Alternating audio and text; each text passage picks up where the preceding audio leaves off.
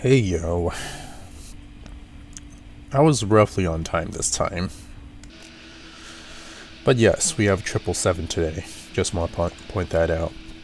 And one of the things I forgot to do is actually plan out the flight. So let me do that real quick. Costco. Okay, that one looks about right. Yes.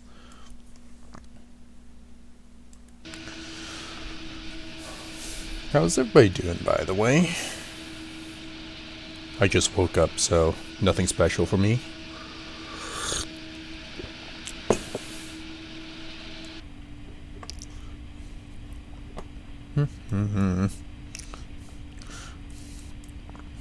Make sure I got the correct airport dialed in. I think I did.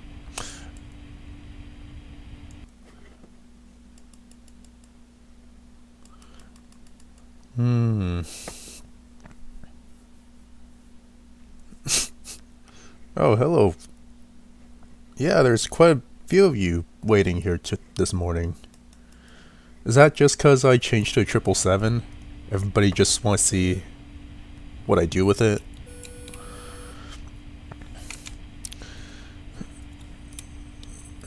Alright. By the way, this is the Project Open Sky 777, with its, I guess, its custom virtual cockpit. Its default is a little different, but apparently somebody managed to merge some type of this virtual cockpit with whatever Project Open Sky had, and that's awesome. Now, one of the problems about this, oh crap. Now let me see if trim actually works here. If I remember correctly, yeah, the trim's far more sensitive on the 777, unfortunately. Not because it actually is in the real plane, but my scroll button just doesn't have enough resolution. I missed a whole bunch of comments. Why do I choose the ANA livery? Because we are flying to Japan now. As part of our leg on our way to Moscow. We're gonna have to go through Japan, basically. We are going to... I don't know. Where are we going to? We'll figure that out in a second. Let me take off, because if I remember correctly, there's actually a lot of... like... it's actually kind of a long leg today. Because we have to leap across the Pacific this time. Oh, whoa, this thing taxis quick. Let me actually, like, zoom out. Whoops, that's why. The semicolon button probably doesn't help.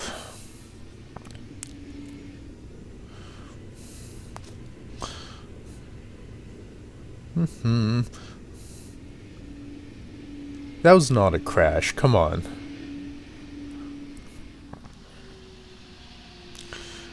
Now here's the problem. I don't think there's like a back taxi on this runway. So we might have to do like a 3-point turn or something.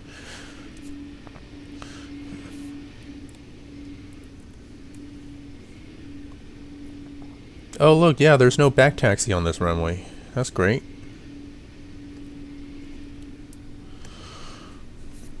By the way, this is supposed to be a 777-200.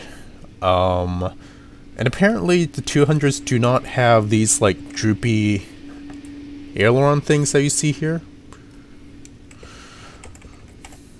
But I guess there's only one 777 model, 200 model from Project Open Sky. So that's what we're gonna have to do.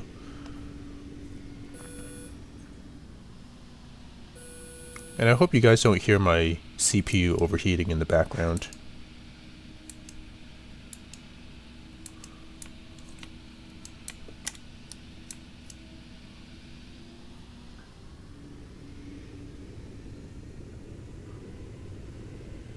Okay, yep.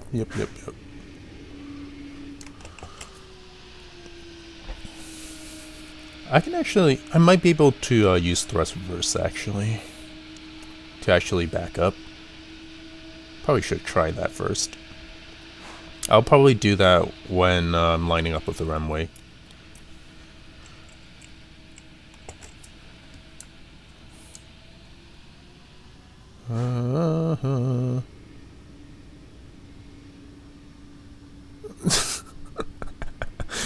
Slow down, we can't afford to lose time today. We have a long flight. In fact, we're only gonna land at 2 airports if the plan actually works out. Oh, crap.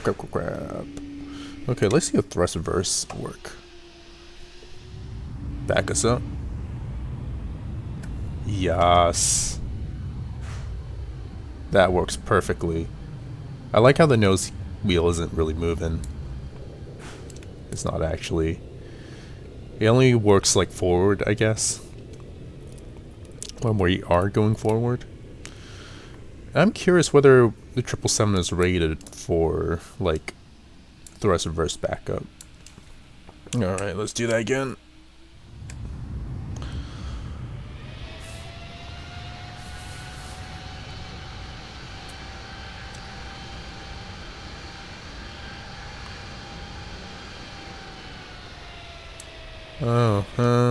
Is that enough? We have a 5,400 foot long runway, so there's a chance of overrun. We'll do a little more just to be safe.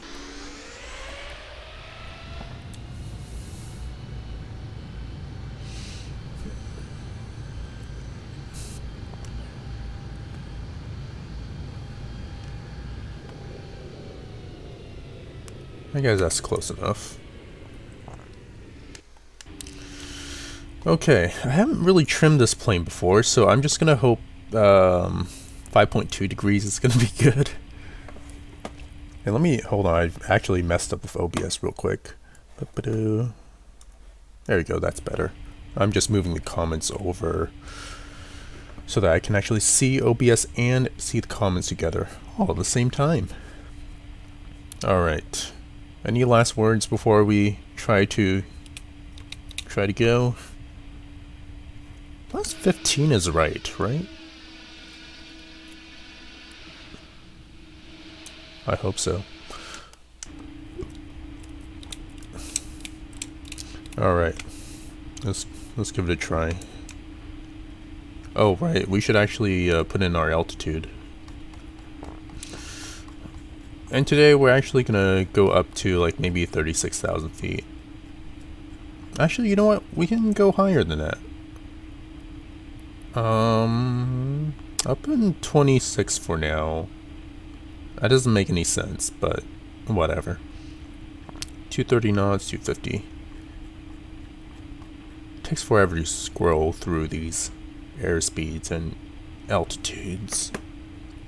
Here we go. We're gonna hold the brakes and then hope for the best.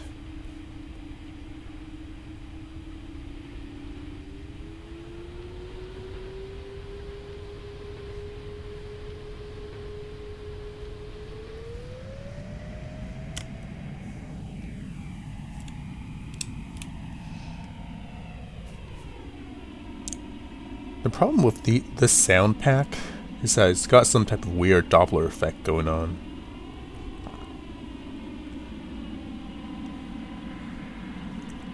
So it's got its V1 and B speeds, that's good.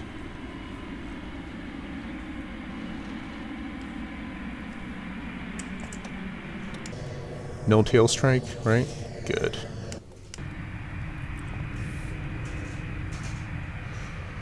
And we are taking off like a rocket. Only have like, all our tanks are empty right now, with the exception of center tank. I think it's at like 60%.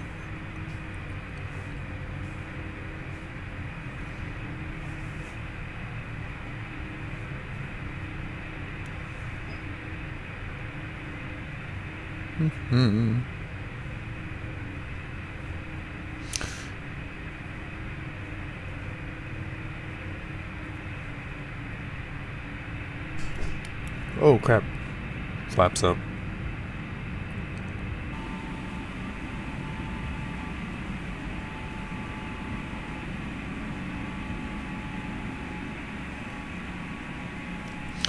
See if I can actually turn on some of the autopilot stuff right now.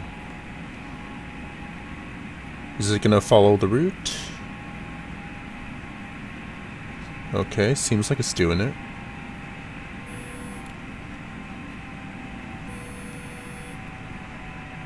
Auto throttle. Whoops, nope, actually no, not right now.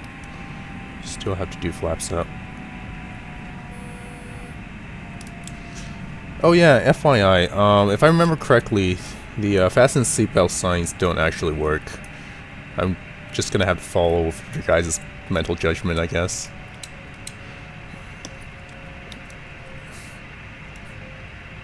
Auto throttle. Okay, I think we're good. Well, that's quick. I was most concerned about the autopilot on this thing. Alright, well, what's going on in the comments?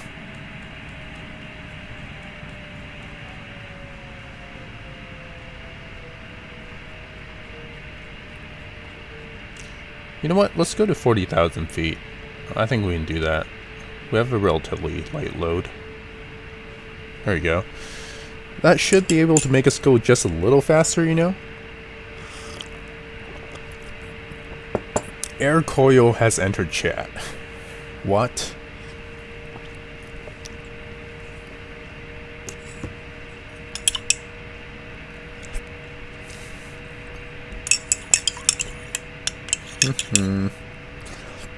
What happened to a 737? Alaska rebuilt it. We need to just switch up. We needed to like switch up our planes. I did promise to fly something else. Aha, look, slight FSX glitch thing. This bubble right here. It's supposed to be an antenna here, but it's missing its texture or something.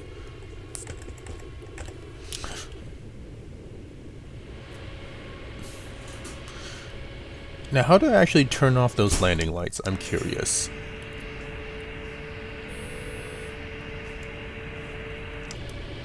No, that didn't do anything. I think I actually have to go to the standard cockpit to do that.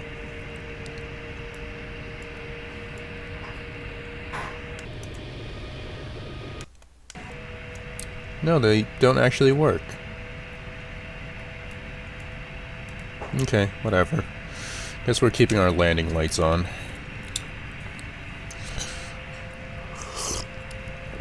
Are you guys fondling with the cow in the back? What are you guys doing? No turbulence? I got turbulence. Or should be at least. Or not at cruising altitude though. Tough luck. Do you want me to put 30 knots downwind for cruising?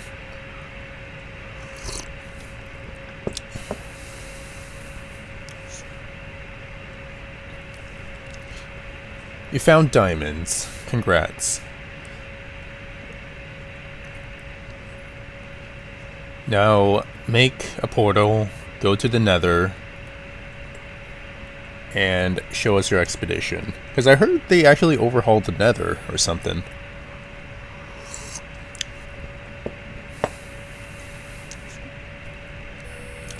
Oh. You're tenderizing the meat. No, guys. Well, okay. Hold on. Is there only one cow in the back? Is it just cow with cow face? There needs to be at least 2 cows so we can allow them to mate. Get some wheat, by the way. Allow them to mate properly.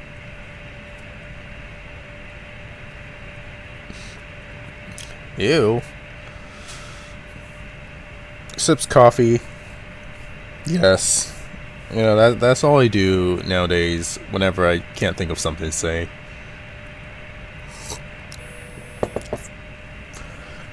It's tea, by the way, but anyways.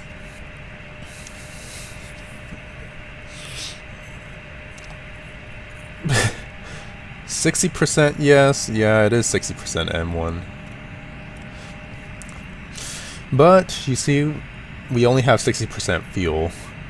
Which actually begs the question, do I have enough to get to, like, my proper destination? Oh look, we're now only at 64% left. Don't worry, its N1 is gonna go up like crazy once we actually get to cruising altitude and cruising speed. But oh yeah, let's go up to 300 knots.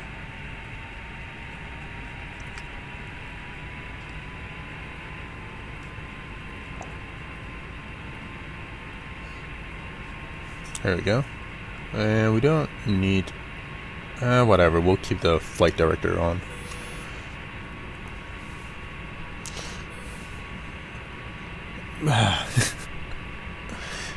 No, don't use coal, use charcoal. That stuff is renewable.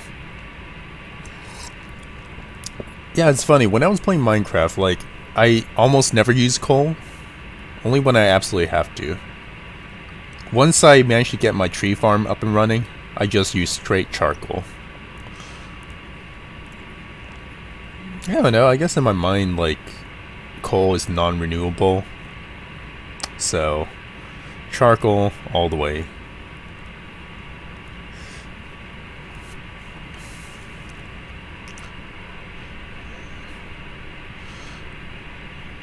I heard they also got rid of pigments. I think I heard they call them piglets now or something. And you need to wear gold or else they get aggro or something.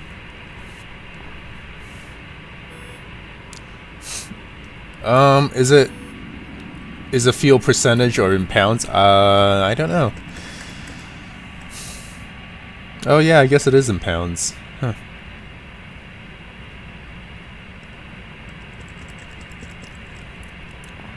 Hey, there we go. We're climbing at 96% N1 now. Hope that's a little more realistic.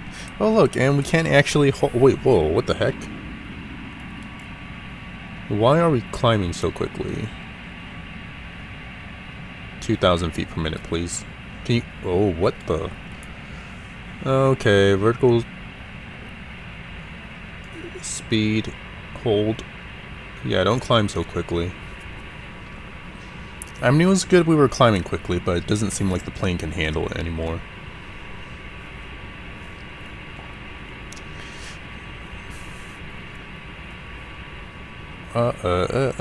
Too many comments.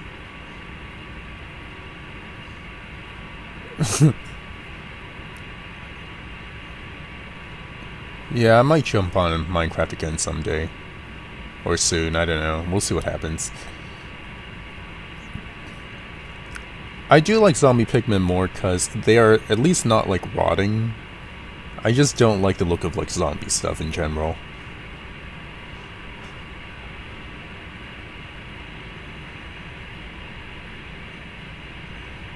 Yeah. And there are like a billion new mobs. Like, when I actually started Minecraft, I think there was only like skeletons, creepers, and zombies. I don't know if the slime was even there yet. Certainly no witches, or endermans, or whatever. I first played Minecraft when it was still in beta. Those were the days.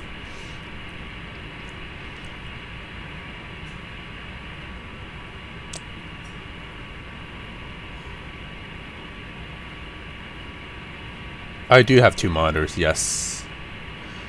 One for the fun, and one to keep track of everyone.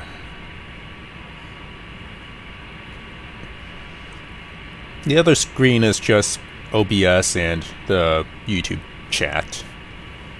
Very anticlimactic, yes.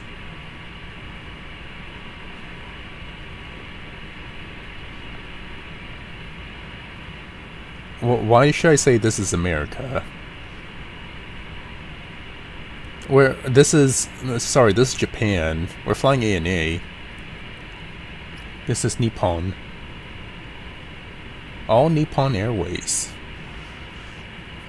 Not partially Nippon, it's all 100% Nippon.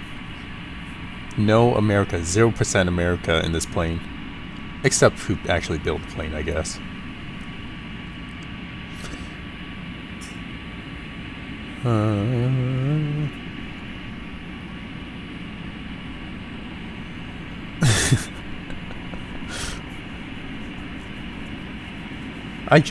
No, I said it. I said this is America. I prefer This Is America 2, though.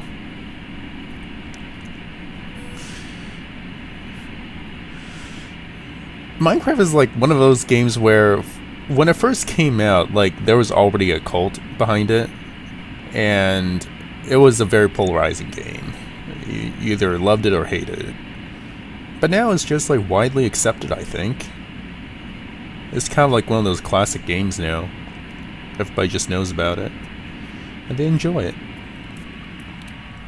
Even though it's gotten like way more complex.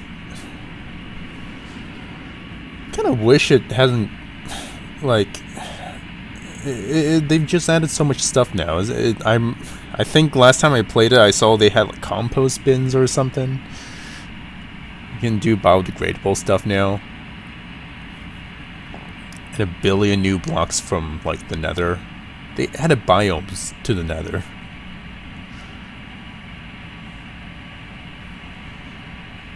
Am I Japanese? No, I'm not.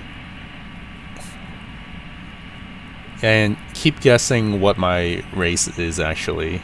I'll let you know when you guys get it correctly. You guys may or may not be able to guess from all the in-flight videos and stuff. What were you asking, Aaron?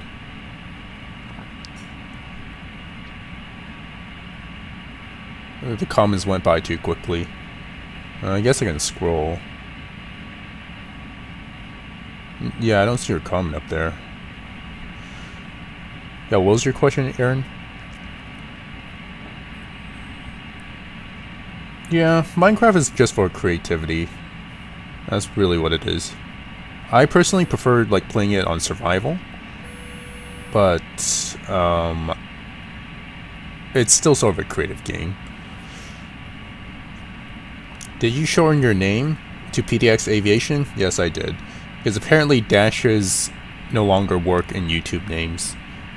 So I can't do that HD-ish thing anymore. No, I am not Korean, sorry.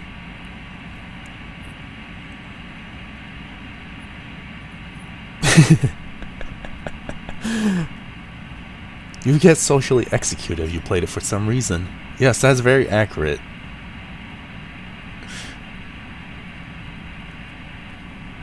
Vietnam, nope. Chinese, Cantonese. Yes, basically. Hong Kong Chinese. Hong Kong / Macanese Chinese. Cantonese. Cantonese is the language, yeah. That is what common sense tells you, and you are right. Go with common sense. I'm not Hawaiian, I wish I was.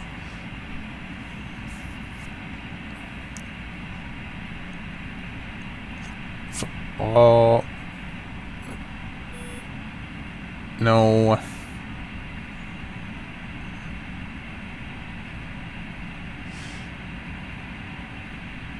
I'm always that guy who, like, builds cities. I don't really, like, actually go around, like, killing the Ender Dragon or something. Oh, all I do is, like, I try to build a city in Minecraft. Futuristic one, by the way. Everybody likes to build medieval towers and castles and whatnots.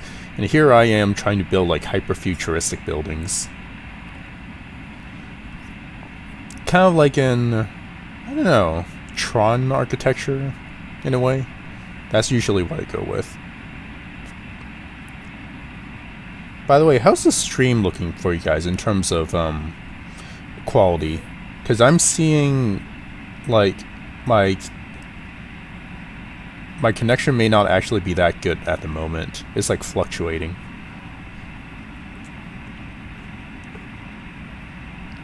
Oh right, I can probably go up to Mach 0.87 just to speed things up.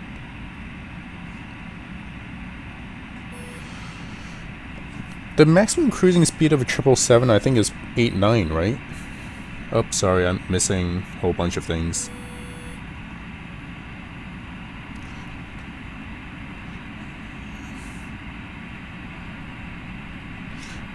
Cantonese is more of a language rather than like a race, I guess. I guess Canton Chinese is one way to put it. But I guess like there's a good portion of the Hong Kong population wants to be known as Hong Kong. Known as Hong Kongers. That's the right terminology. Okay. No problem so far. That's good. Yeah, I just see the stream like kp per second like kind of fluctuating. It's going up and down. It's giving me like green and yellow and then orange icon. That catches my attention. So it sounds cruise speed. Yeah, okay. Standard cruise speed of a 777 is 0.84. But I think, if I'm right, the speed max is 0.87 to 0.89. So we're going at 0.87. I hope we don't run out of fuel.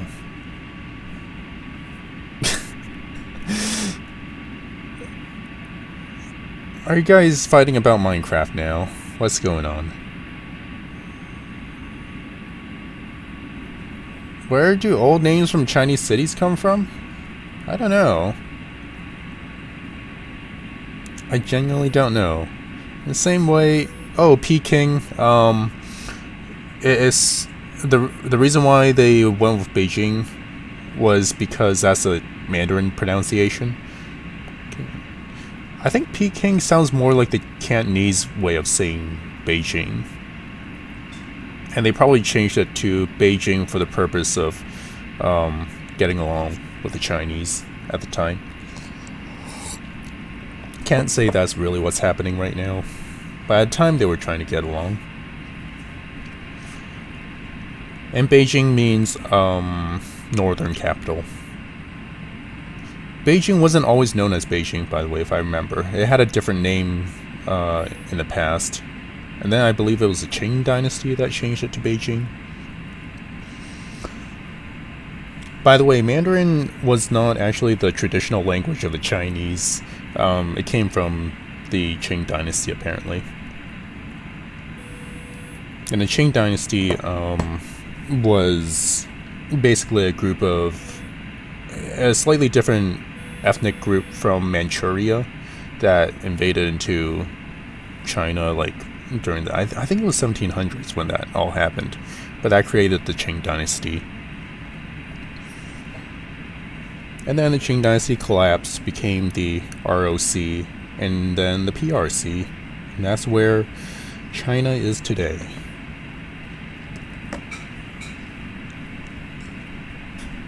No, don't talk about Fortnite. I cannot relate. No, you guys can talk about it if you like. I just have no inputs.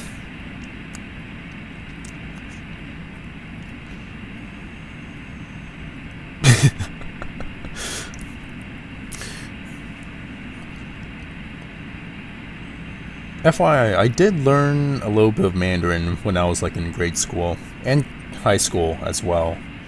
So I can speak a little bit of it, but not well.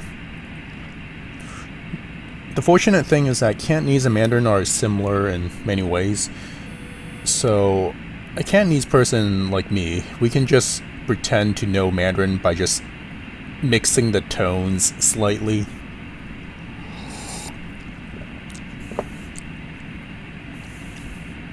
It's almost like if you know like English and then try to like speak Southern or something. A little bit different, but whatever. We all basically use the same characters and same rough sentence structure.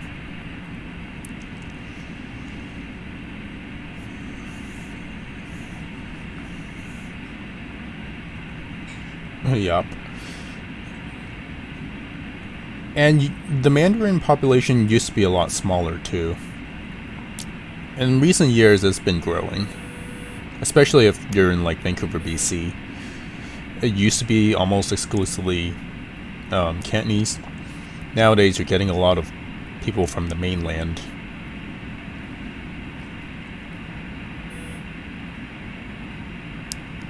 And yeah, so yeah, they are the ones with power. They are the ones ruling China. Are you from Mars? I wish I was. I wish to go back to my home base, and Elon Musk shall fulfill that promise. What's this stream about? Aviation? This is a stream that is free for everyone's interpretation. What would you guys like to talk about? This plane? Ooh, that's loud. Oh yeah, once again, this is supposed to be a 777-200, not a 777-200ER. Even though I believe if I typed in the correct information, it will act like a 200ER.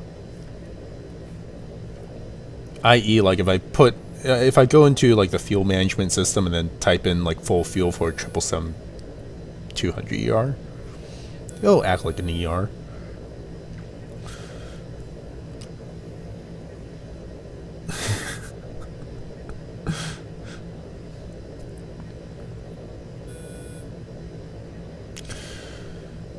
Seems like most aviation words are just borrowed from English.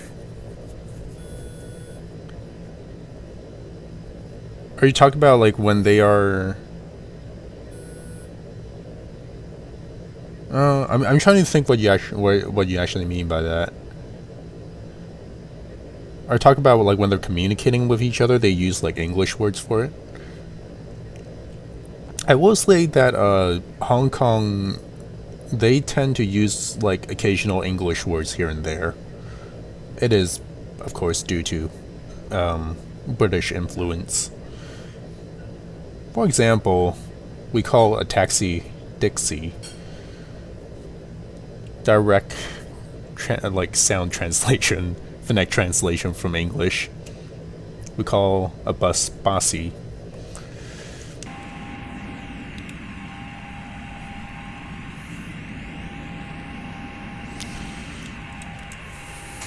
Zoom out just a little bit. What's wrong with the cow in the rear galley?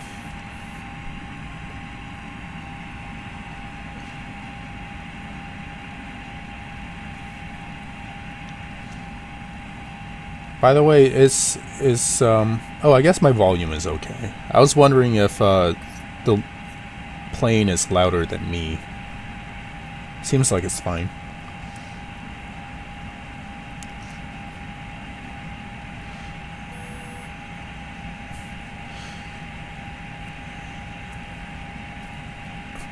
Not from America. Caribbean. Oh, I see.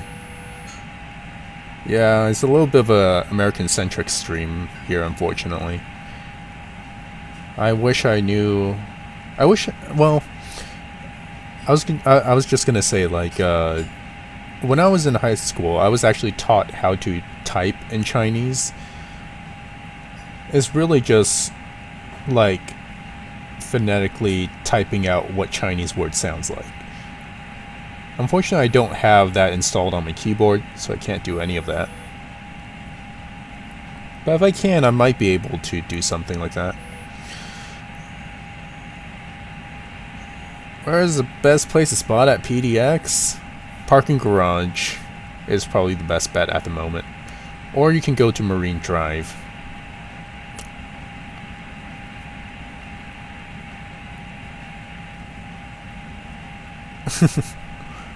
That's excellent, actually. If you're able to recognize Chinese words, like, you're well on your way. How long before we reach our destination? I'm actually curious. Oh, what the?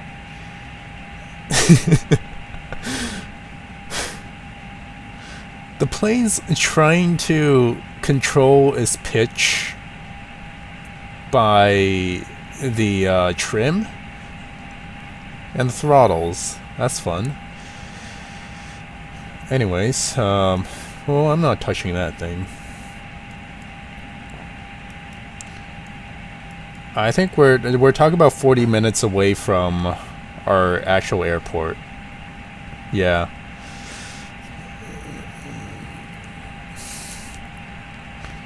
That's a problem. I mean, I guess I expected this. I'm more concerned about the leg after this, because I believe it may actually be of equal length or even longer.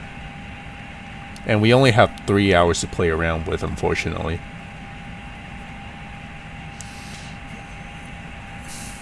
Oh, hello. Hello, hello, hello.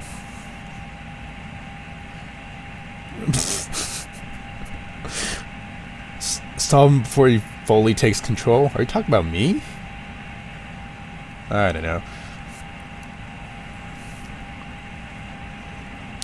Well, I guess it really depends, like, what your preference is. Like, do you plan to, like, head down the aviation road, or, like, other stuff? I actually chose to go the aviation route just for a little bit, and then decided to change over to engineering instead. Earns more money.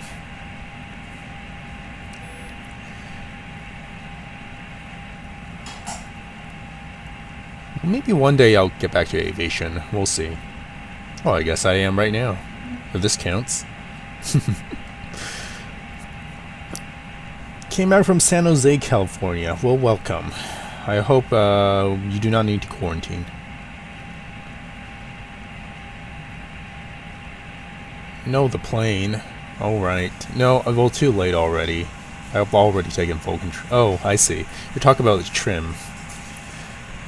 There's nothing I can do about that. As long as it's not going to run away. No trim run away.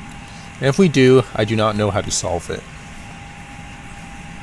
So, if there's a trim runaway situation, rest in peace. And we will be in the water if we do. I wonder if this plane actually floats. That's a good question.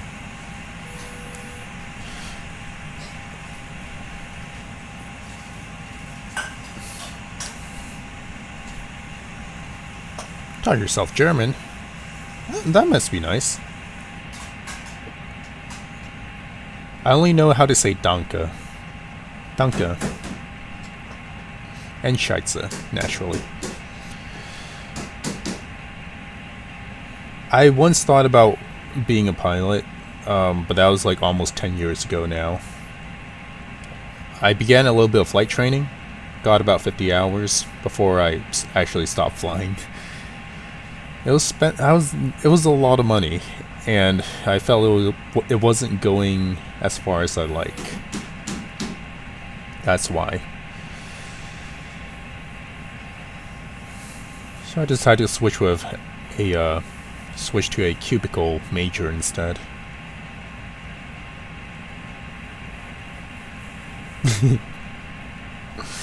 You see, the problem is when we are forced to learn something, we don't learn it quite as well.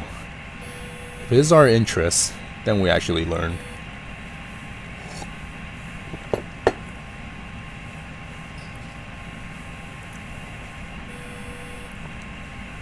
Hey yo, what's good?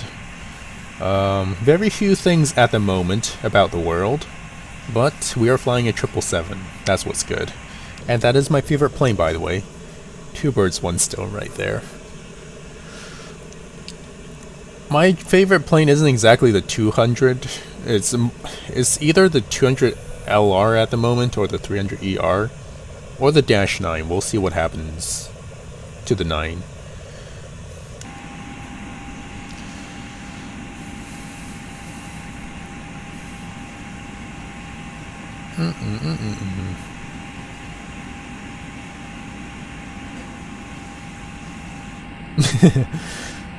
Yeah, I can see that. If you try to speak German to a German guy, they'll probably just say, "Oh, we can speak English" or something. I mean, that happens to all of us.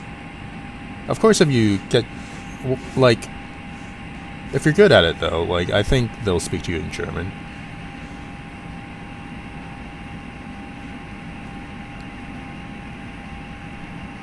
I mean, look at it this way.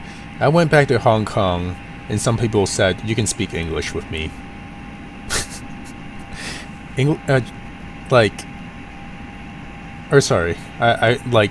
went to Hong Kong and tried to, I speak Cantonese there. I tried to, at least. Cantonese is supposed to be my first language. And then eventually just started becoming my second. Like, I speak to my siblings in English.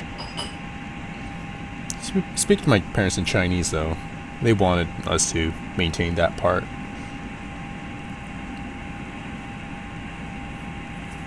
Oh, hey, thanks, Compacted.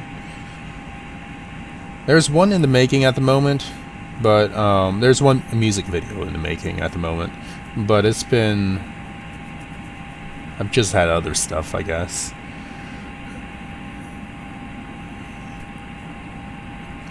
Ugh. The Max is supposed to be flying around still. I do actually prefer the Neo. Yeah, I'm a Boeing person that actually went with the Neo instead. Because it's actually made to not crash.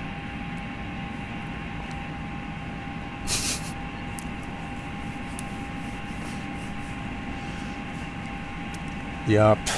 Nothing's more insulting than having Chinese as first language and then people telling you to speak English.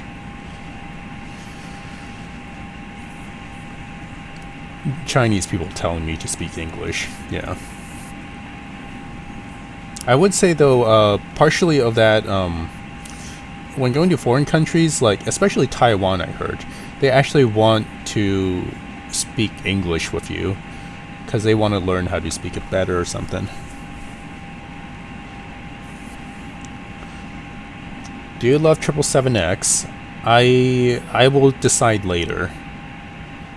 Seeing how the Max turned out, I'm gonna let the 777X build rapport first before liking it. Yeah, the throttle has a mind of its own. It's okay. As long as it doesn't, like, screw up our fuel burn. I actually don't even know if I have enough fuel to get to where we're supposed to go today.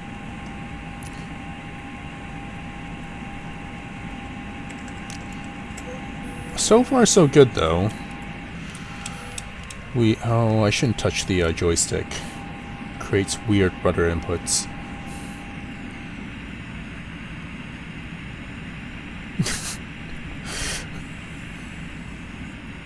I would have personally preferred if Boeing just built a 797 instead of the Max.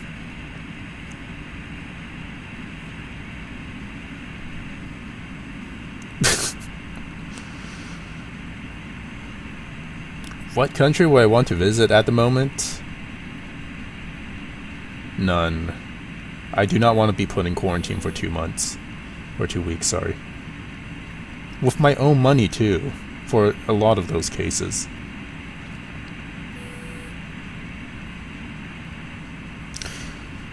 Oh.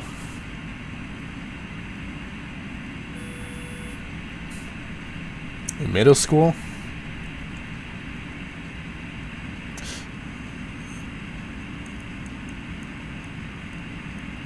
Yeah, you see, we do that. Chinese kids, like, go to Mandarin class. We just do that for the easy A, really.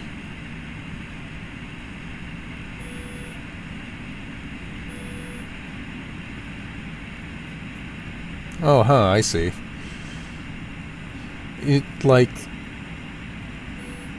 I remember when I was in high school, our teacher actually starts separating the students for Chinese proficiency.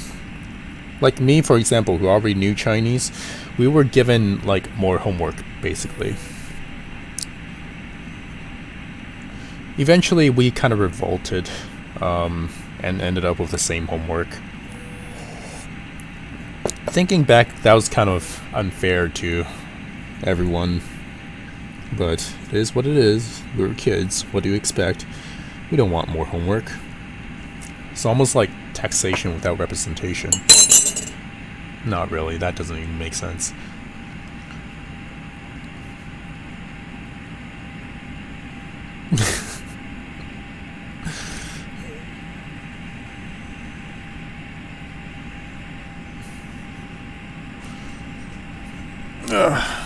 Can I just lean back? This is the first time, like, we're probably gonna spend more time in cruise than actually landing or approaching or something. Oh yeah, I just, by the way, I perfectly covered the throttle seizure with my face. I hope that doesn't give me more.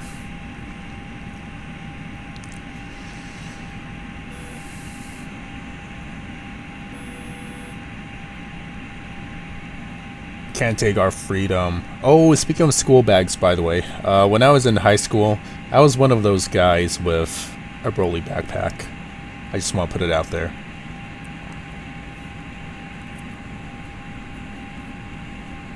That's why to this day, I cannot even have a Broly luggage. It's just PTSD.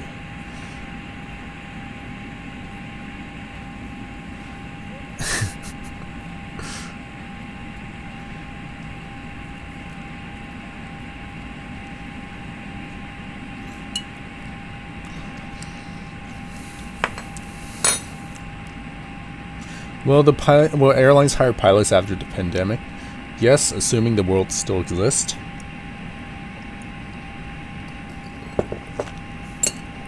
I mean, everybody gets old eventually, right? So one day, they're gonna have to retire. Somebody's gonna have to be a pilot again. Until somebody creates, like, an autonomous plane. And even after we do achieve autonomous plane technology, I do not expect planes to be, like, pilotless for at least a few decades after that.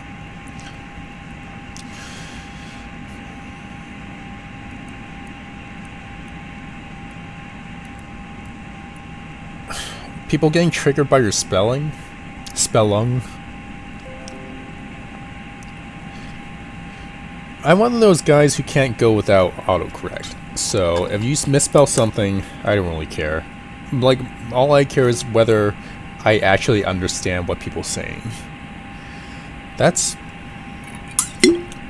Ooh, crap. Went down the wrong throat.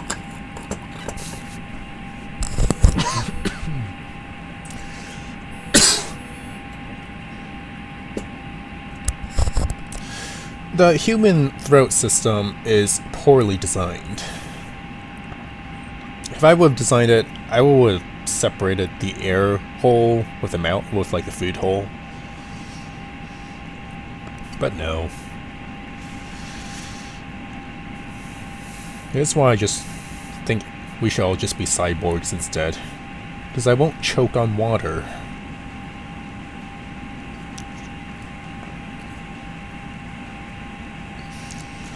Oh, you correct grammar errors on Wikipedia. That's nice. The real MVP. Okay. You're gonna talk like this. No, you see, you have to misspell every single word. Oh well, no, I can't dictate what you're gonna say. I was gonna reference back in the day when there's this Dolan meme. Is that what you're trying to replicate? I don't know. Maybe you guys were still in elementary school when the Dolan thing was around.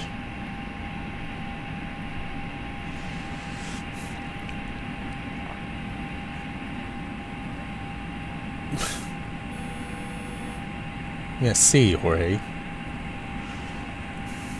How far away are we now? Do we even have, like...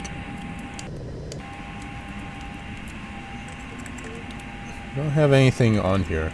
Crap. I wonder if I can turn on, like, airports and stuff. Okay, we're like 30 minutes away. Oh crap, we should start descending, should we? Because I do have to remember that we are at 40,000 feet after all.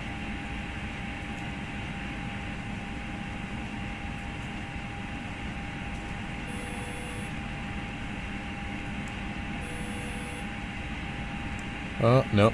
Doesn't like it.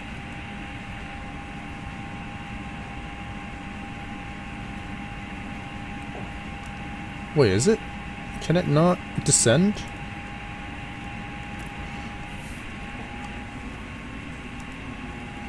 Okay, let me reduce the speed real quick to 80.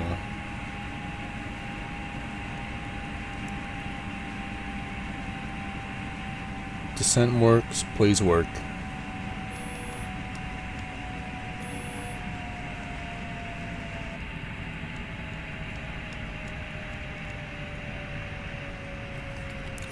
How do I make this go negative?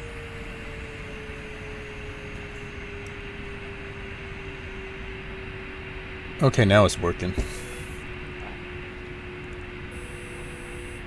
Send at 2,000 feet per minute is fine. There are no ground proximity warnings on this plane,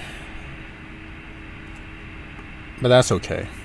At least we don't have like bogus like wind shears and whatnot calling. So let me figure out what airport we're landing at. Oh crap, get the throttle quadrant out there. UHPP, what is that? UHPP.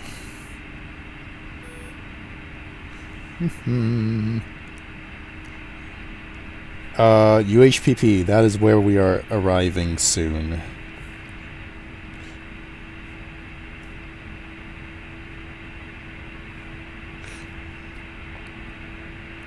Yeah, I cannot pronounce that for sure, but it's in Russia. This is our first international arrival.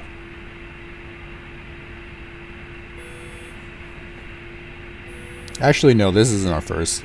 We went from Canada to Alaska, so there's that. So let me see if I can actually get the ILS for this thing.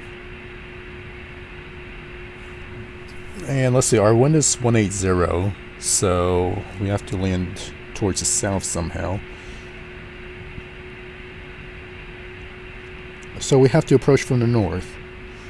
Its runways are 16 and 34, so we're going to have to land on 16.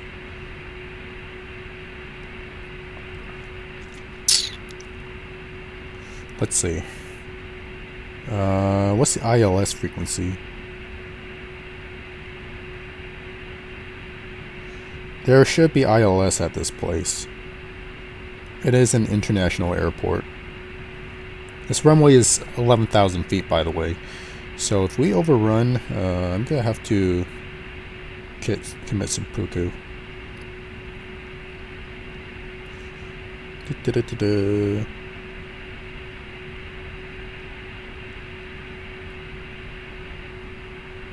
Come on, what's the frequency?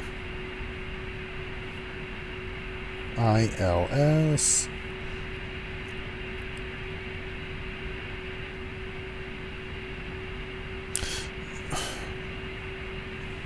UHPP, if you guys can like actually figure out what the ILS frequency is for that thing, that'd be great. Ah, come on. You know, if there was like a laptop I had with me, this would be way easier. Actually, you know what? Maybe I can, if you guys don't mind like losing the audio from the plane, this thing will keep flying for a little bit. But let me crank this out. Don't worry, it's still flying. Alright, UHPP. This is the airport we're going to right now. However you guys spell that thing. Or say that thing. And I'm trying to figure out what the ILS for that thing is.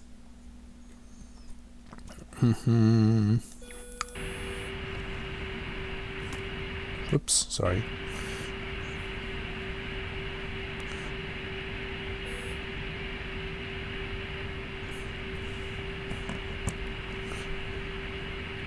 Oh crap, there's too many messages I missed. Oh,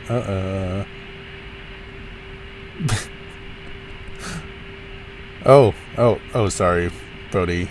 See you next time.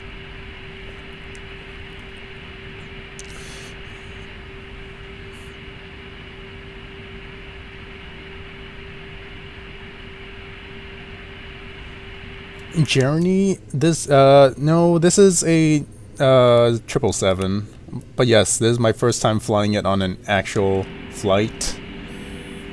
So, good luck to us. Oops, I should probably change over to... what's it called?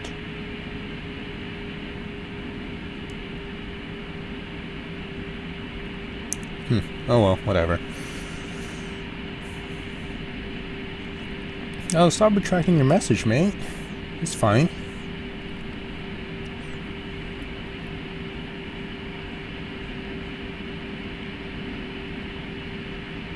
Oh, that's great. We need to land on 1.6, but it has no ILS. I better at least have Pappy lights.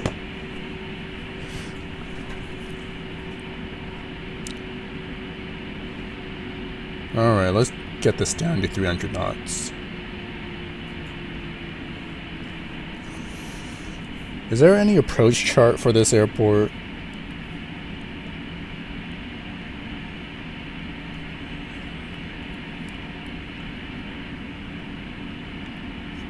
What? Clouds have not gone by still? Is it in an infinite loop? Oh, that's our render distance, basically. That's why. Isn't that cute?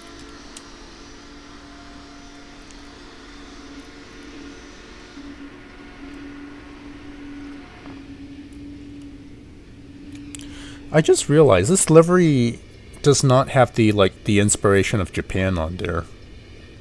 Huh. Interesting. I didn't know that was a thing.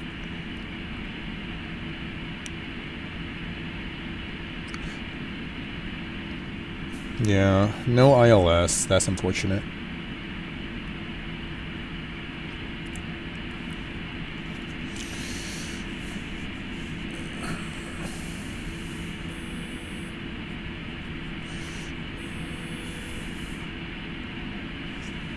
Oh, thanks. Aviation song? Yeah, there's another one in the making at the moment, too. Once I'm done with this stream, I'll probably be working on it.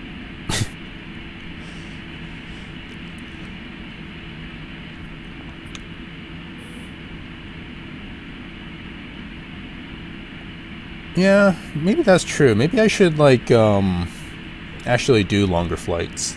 Maybe, 1 hour long flights. I actually did enjoy this, talking to you guys a little bit more. Despite the comments just going hypersonic speed today. That's fine, because I guess we're all excited. Are you still trying to find an ILS? Yes. I won't stop. I guess I'll interact instead.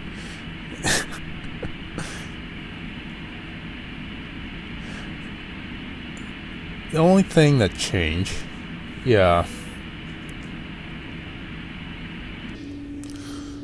The inspiration of Japan.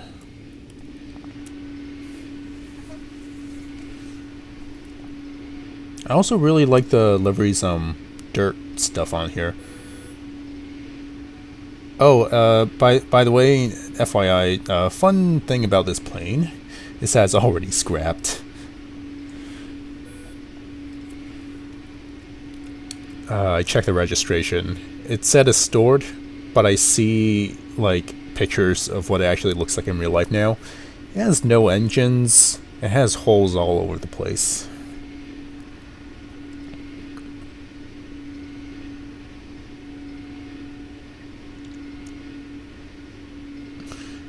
Yep. Yeah, that's good to hear. Yeah, back in the 90s, it said that. I don't know how to say that in Japanese, but in Chinese, those are actually a kanji characters, so I can actually like sort of read it. It says Chun Yat Hong, which pretty much exactly translate to all Nippon Airways. All Japan Airways technically, but Nippon Japan. What about JAL? I thought about having a JAL livery too, but I didn't really like their new livery, so went with ANA. I was looking at using their old livery though, that one with like the half crescent thing and swoosh. I think that thing looked better.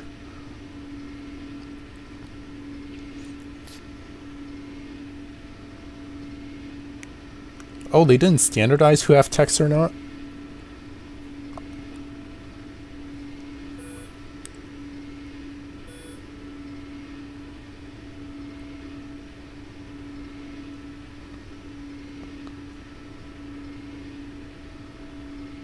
Oh, they're getting their third A380. That's cool. Well, I hope they find something they can use it for.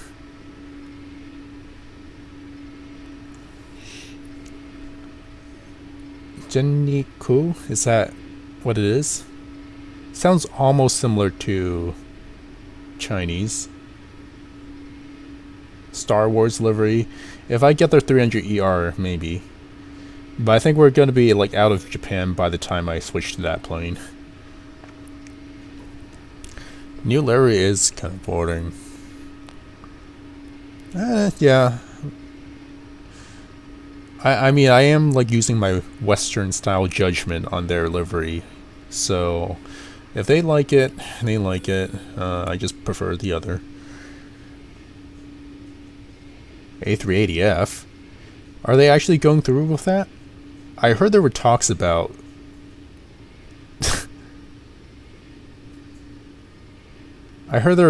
converting some to an F. I don't know whether that got anywhere. Oh crap, I think we're descending too quickly. Let's hold the altitude just for a little bit. Oh, what am I doing? Altitude hold is supposed to be in this thing. We'll do 16,000 for now. I really don't like how it doesn't show the negative on here. So I guess I can look on the vertical speed indicator to see if I'm actually setting a descent or an ascent.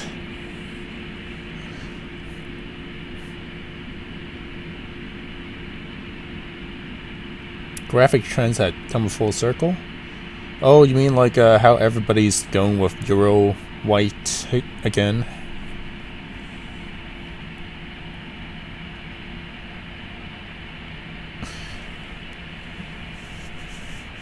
Yeah, we lost a lot of those airlines now. Well, what's this face? I wonder how South African Airways is gonna do. Just pulled the hold button. Yeah, but I want to get to an even altitude. But yes, I would push the hold button.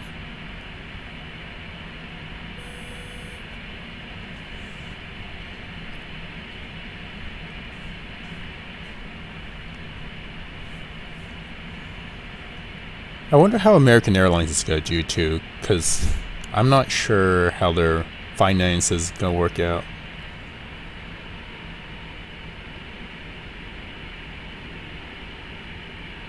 Oh, I see. They were getting busier and busier, yeah.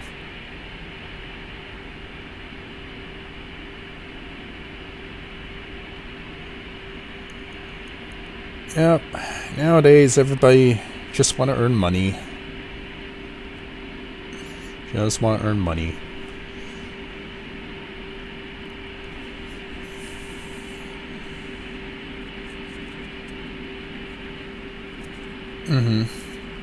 Minimalist. Why spend all the money painting a plane when you can just use 2 shades? That's basically what they did. I wouldn't mind. Like, well, I guess if my flight ticket is cheaper, then sure. I wouldn't mind it too much. But I do like to shout out for Air New Zealand. They somehow were able to get the financial team to go with a black livery.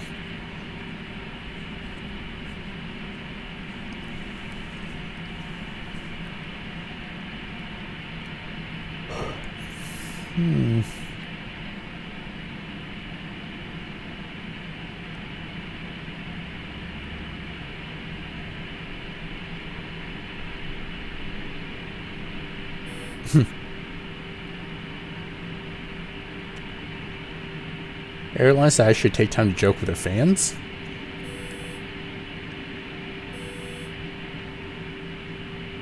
Yeah, I wonder which ones actually do that. Like, I'm not connected enough with what goes on with, like, social media, so I don't know how they interact with fans. Oh yeah, 2000s to 2010s. Like United. Going with their, like, so many shades of blue. Which I actually kind of liked. I kind of missed that tulip livery. Best national flag carrier airline? Oh, I have no idea. I guess I'm gonna have to go with Singapore or something.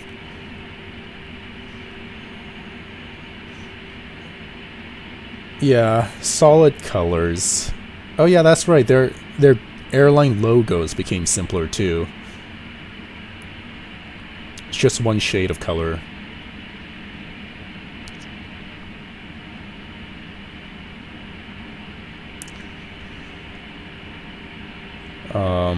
Trying to think what actually has... Which airline actually has most complex, like, livery? I'm curious.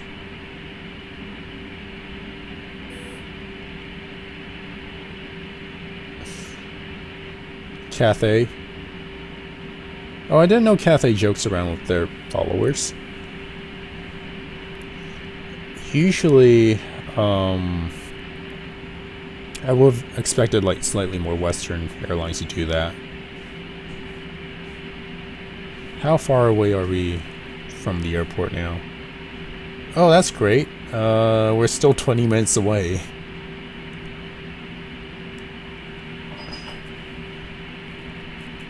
Etihad's a solid one.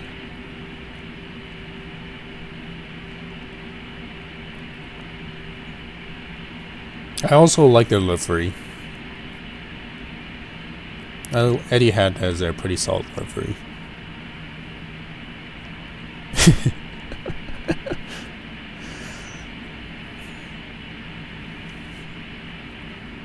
It's just too complex. Yup. Fortunately, they're able to spend money on that.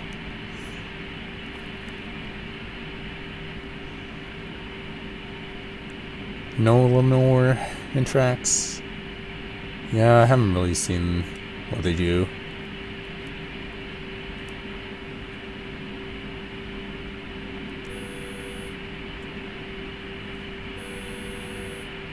I wonder how, Oh, I see. Cathay trip... Was it Cathay? I remember seeing Air Canada wearing a face mask. I guess most airlines have sort of... I wouldn't say most airlines, no. I don't think most airlines did it.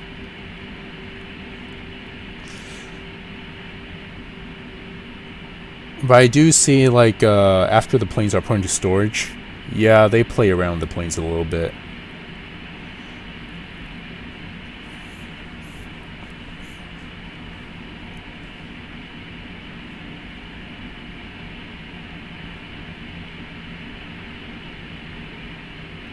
Wow. 18 minutes. Time is just going, like, becoming slower and slower. Okay, I sort of see the land now.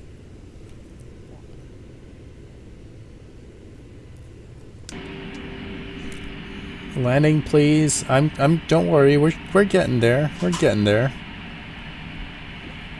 We're still 18 minutes away, but we're getting there.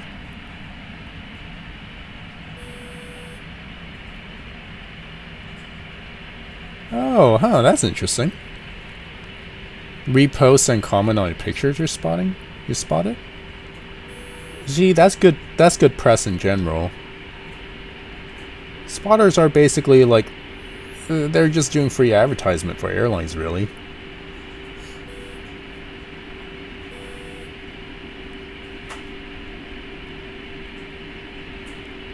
Interacting the most.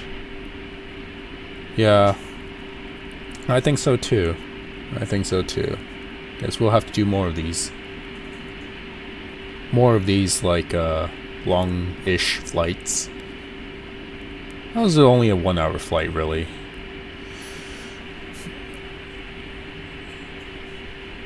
And then there's one more airport after this. I do not recall what it's called. We'll see.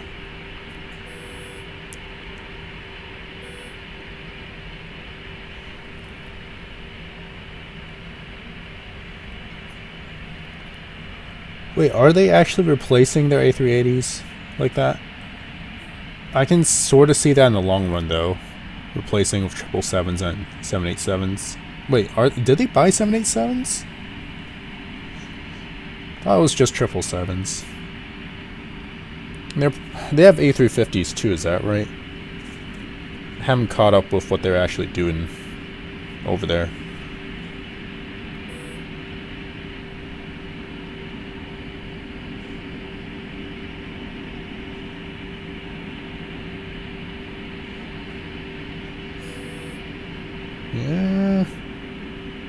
Yeah, they do have A350 orders.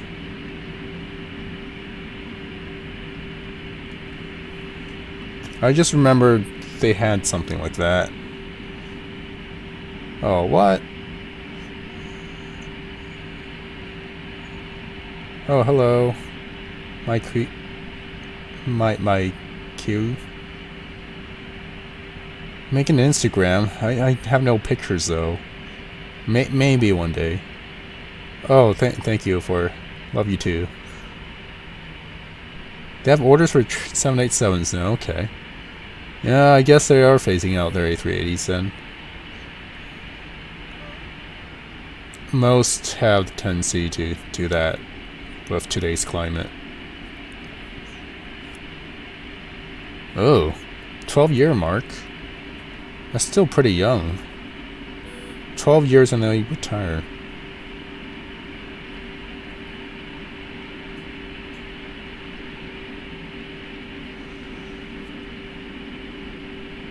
They do have like some of the earlier A380s as well as the newer ones. Such a shame because like the A380 project was like what lasted only 20-ish years, 25-ish years when they actually first envisioned it or something. And that's like less than half the age of the 747.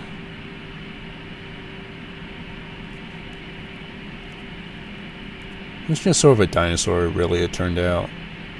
The world that it was built for had, like, it just doesn't exist anymore. Such a shame. It's really incredible that, like, Joe Sutter, the creator of the 747, had so much foresight on what's going to happen to the world. That or he was just lucky. Oh crap, I need to start descending again. I see land and I'm like, yeah, we should start going. Vertical speed.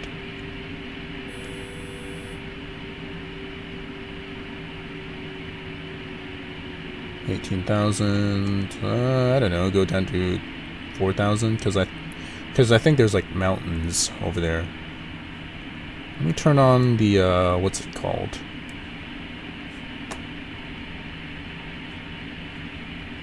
Terrain? Airport.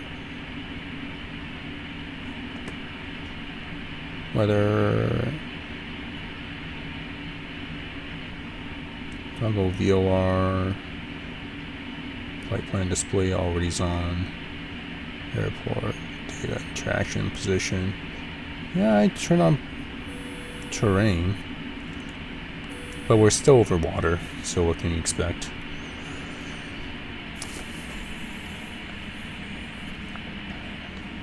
And let's get this down to like 270 knots.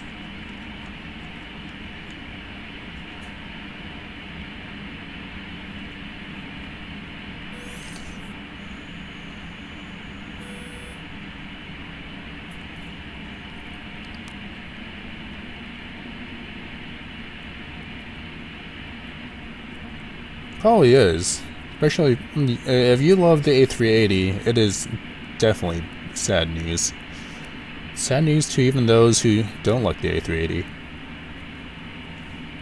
I kind of think about like all the people who developed it and spending so much time on a project that is supposedly going to change the world, and it did to a certain degree, but not quite to the extent that they probably wanted.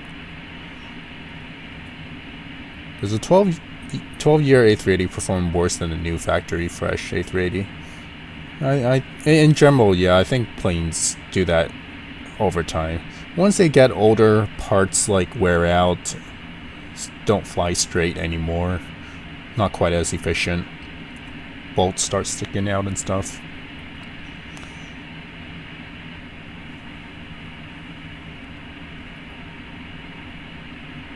It'll be back dinner time. Or, depends on what time zone. Because right now, I'm probably gonna fly for another, like, hour or two. Probably 1.5 hours. Whenever we get to our next destination.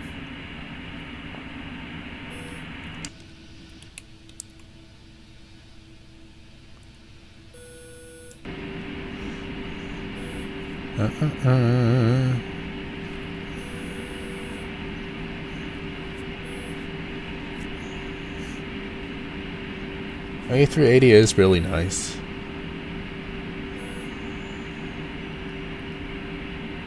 Did you, did you ever got a chance to fly it? It's still flying around, but, like, when all this pandemic stuff is over.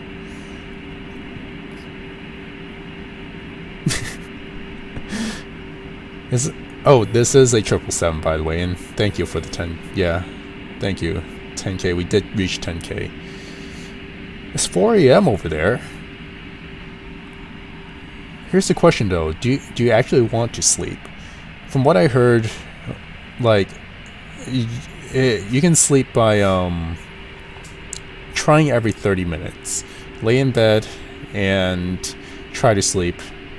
And for 30 minutes, if that doesn't happen, then you get up and try to do something else, and then try again for 30 minutes.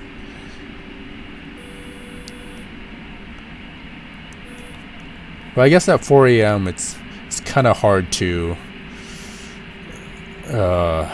actually get that sleep after that. It is like almost sunrise. At least it is over here. Like a few days ago, I was up at 5. And the sun was already getting light outside. Oh, you never did? You still get a chance. They're still flying around. Okay, mountain better not appear like out of the clouds. Seems like we're fine.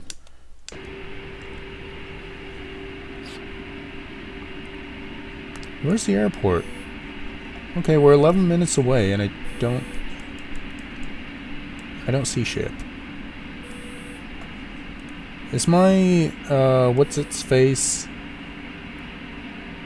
Oh, look, it wants to show terrain, but it doesn't. It just doesn't. It's not happy. Okay, I think I'm gonna start deviating from the track. Oh, there's the crosswind. Let's turn this down to 250 knots, by the way.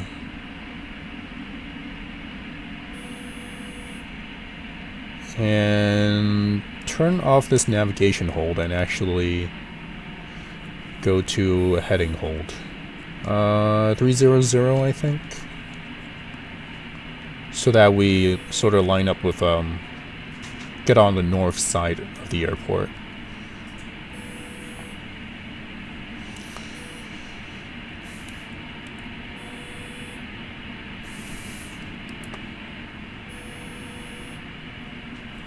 Oh, whoops.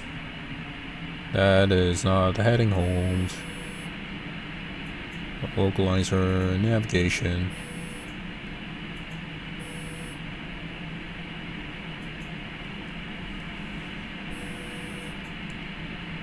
Oh, right. I can't actually set the heading hold unless I actually go into the cockpit. Oh, whatever. I'll just manually turn to 300. Probably not even 300. Like 290 is probably a good heading. And we're at 4,000. And we are way over speeding for altitude.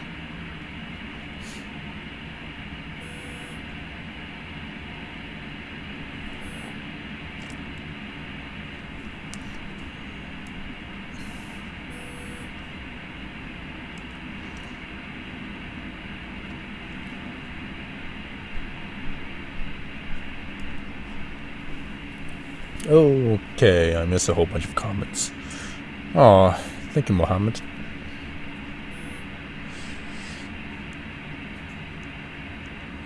If you stay till the end of this, that's gonna be like an hour or two later. I'm not sure if you want to mess up your sleep schedule like that. But if you are willing to do that, I'm quite flattered.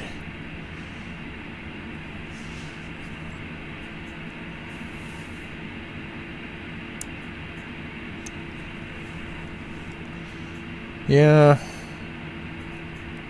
Qantas. Yeah, you can fly with Qantas.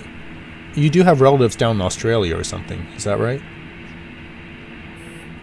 Oh yeah, good thing they have both 747 and the A380. 747 one way, A380 the other. Do they still take their 747 to LAX? Ooh, yeesh. We're storing them until 2023. Yeah, they're gonna have to repaint those tails after that. I said heading hold. Why did it not hold my heading? I'm trying to hold 290 by the way, not 300.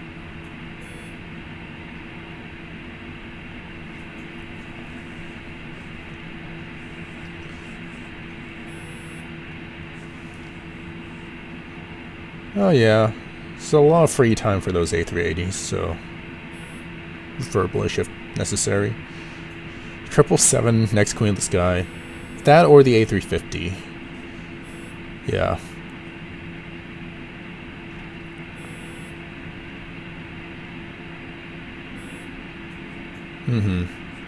Weird times. Lots of stuff happening. I actually flew on A380 probably about 10 years ago. My only time. It was on a Korean Air A380 from Hong Kong to Seoul. Seoul Incheon. Okay, where's the airport? I think I should actually figure that out.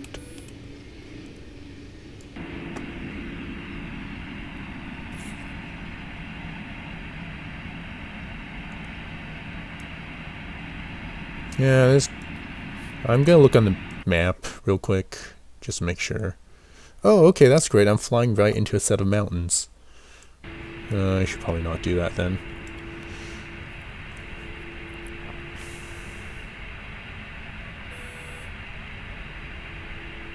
Oh, they did retire the 747? I had no idea. I recalled seeing... Well, I recall hearing a lot of stuff, and then I just forget. That's the problem.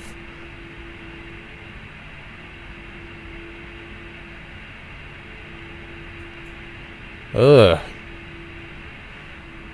Alright, you don't want me joking about how I make dad jokes.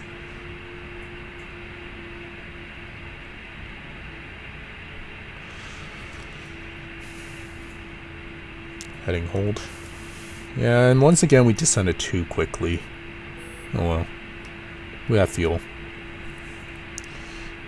Sad CX6 noises.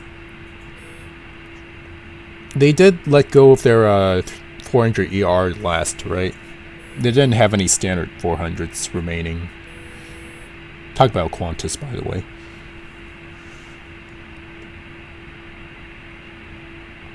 Yeah, that's the advantage of like A380s, like perhaps a little better than 777X.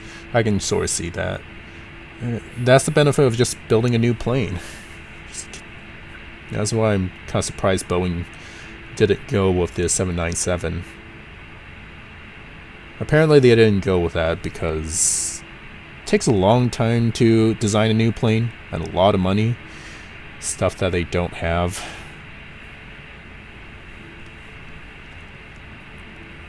How do you not see the mountains from the cockpit? I see them. I totally did not make a mistake. I totally did not almost fly into the terrain. Hello. Hello, hello. There you go, Portland. That is what we do.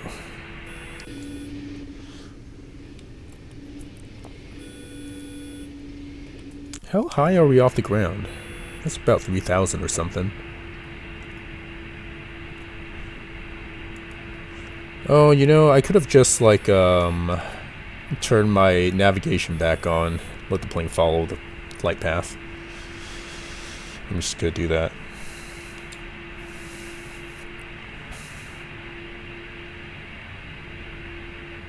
I think I do want Boeing to make a 797.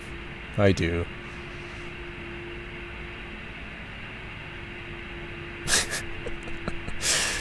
I just think okay. What should we do about this? I think I'm gonna raise our altitude slightly. I'm not very comfortable with this.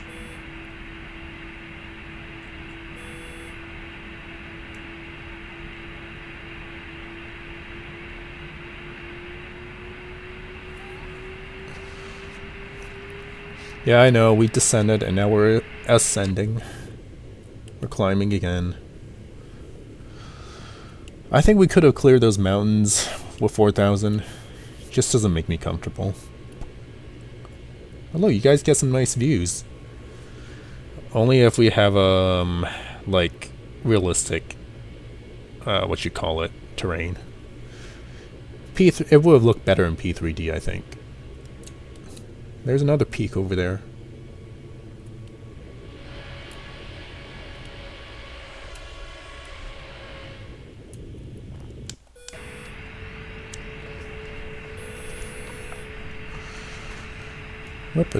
What happened in the chat?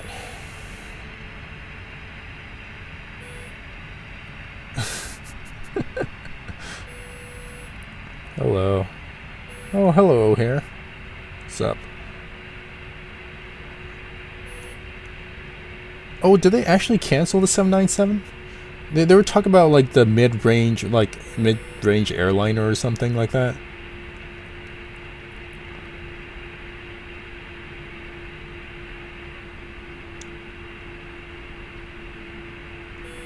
Yeah, Mohammed, like, right on. That is basically what I think. I guess, like, after they built the 777, from what I heard is that they spent a little more money than they want developing the 777. So they want to cut costs. At the same time, they acquired McDonnell Douglas and earned themselves a whole bunch of McDonnell Douglas management. And that kind of killed the company. In other words, the Boeing that I know and love no longer exists. There you go, 2,000 feet per minute. Alright. Hey, look, there's the airport. Can we zoom in on that thing? There we go. There's, however you guys call that airport. I don't know.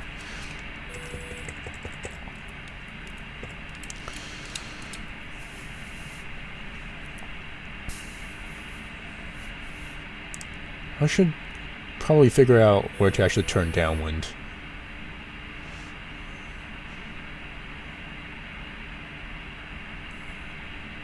I hear, yeah, Boeing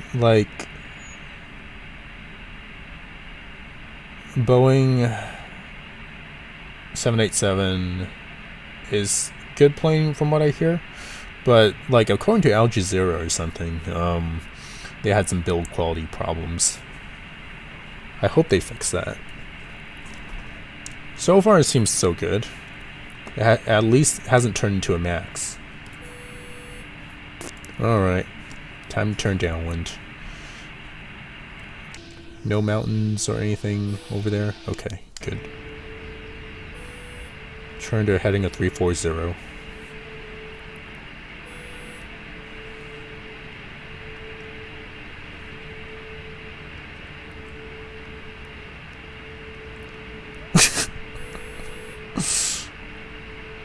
This is what yes, they canceled the 797, and now I'm sad. This is what what sad PDX noise actually sounds like. Oh yeah, they did put a lot of stuff on hold because of the MAX issues. Oh, thank you, O'Hare. Yeah, lots of music video stuff. Hopefully seeing more coming out.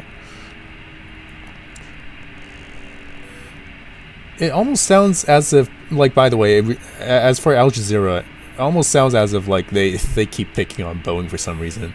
But they do actually do their research, though.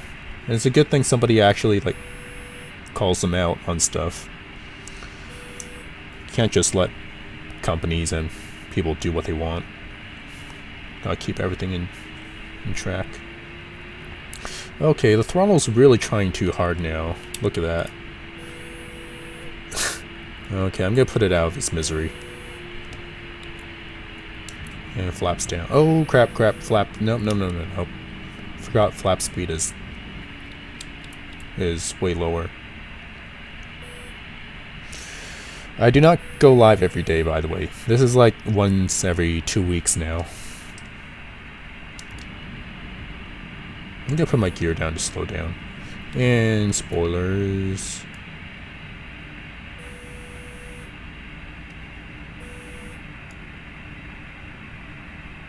30%, that should be armed.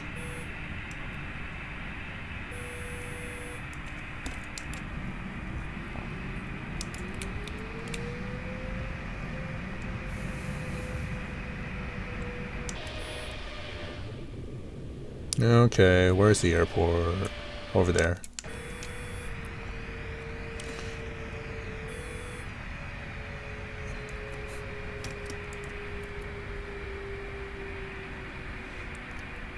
So we're kind of on approach now, so that means I can't really see what you guys are talking about anymore.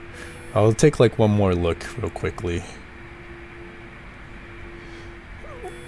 Why is P3D better? Better graphics, and it doesn't have as many glitches as... Oh crap, it's trying to maintain altitude. Get that out.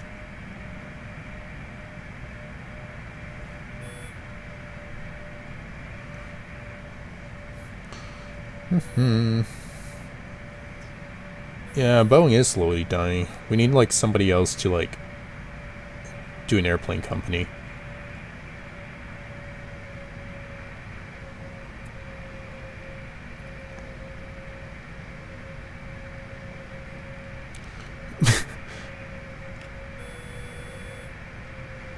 And we're kind of not lined up with the runway.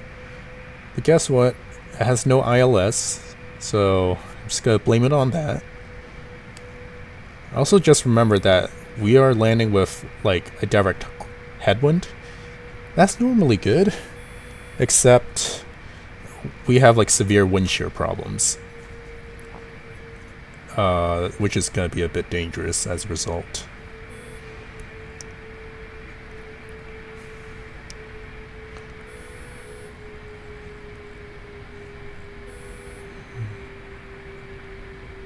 Yeah, I come on live like every other Saturday. Oh crap, overshot.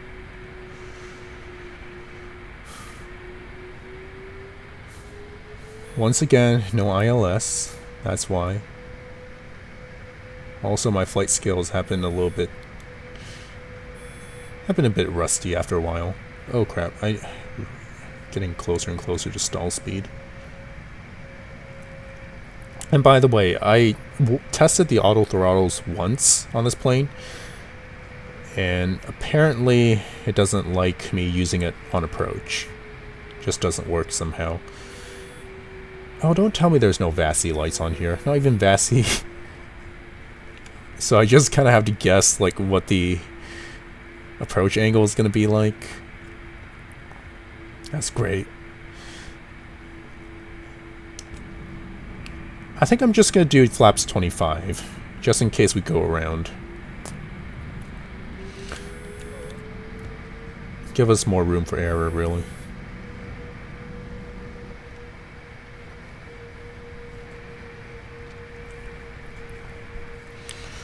Okay, I don't like the fact that this is trimmed at 10 degrees.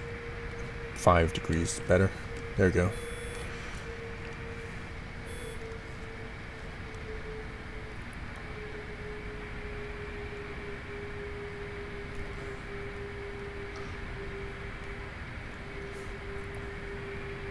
Alright, I can't really see what's going on anymore, so hope you guys behave in the comments.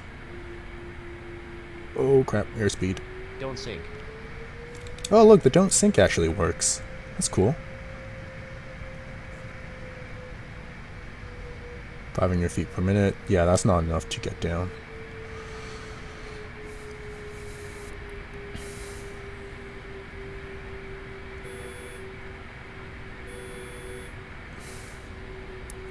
I think I'm actually too high.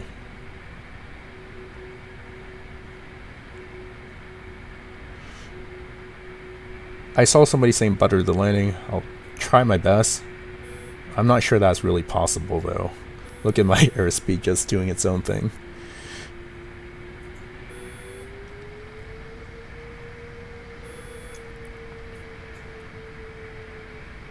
I'm probably just going to try and plop it down as usual. Even though we have plenty of runway. But, oh jeez. Climbing again. Drop down. Yep, there you go. We have 11,000 feet to play with, but I don't think that's enough. Oh crap. Balloon, balloon.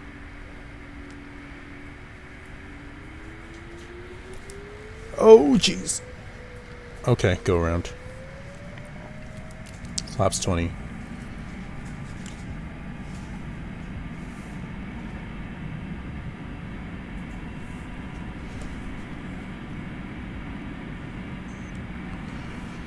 Aye, okay.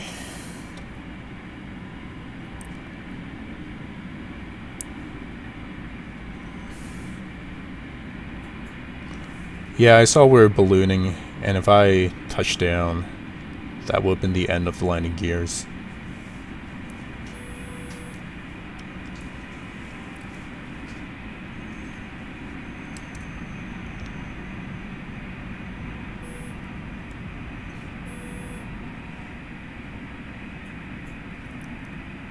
One thing good about having not a ground proximity warning is that nobody's gonna call me bank angle when I'm turning like this.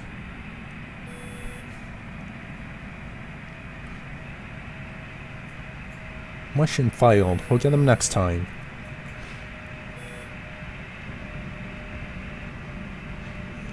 I should have just accepted landing gear destruction. Yes, I probably should have.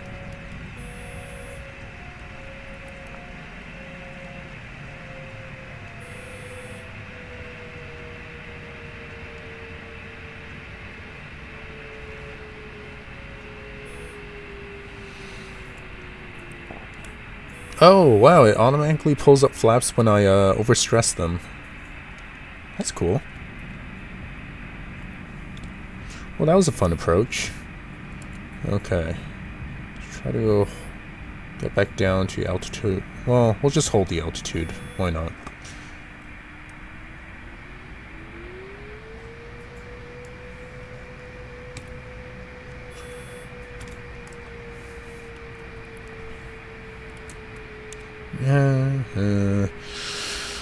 Ay.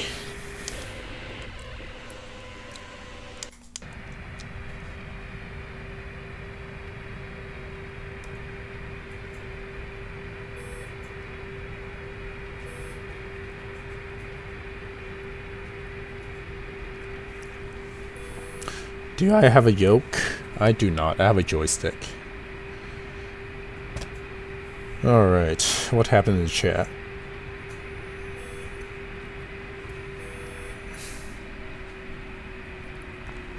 Yeah, it was not going to be butter, and is probably not going to be butter this time either.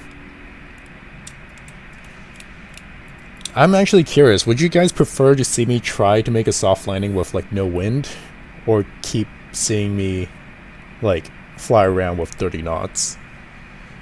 I'd be curious.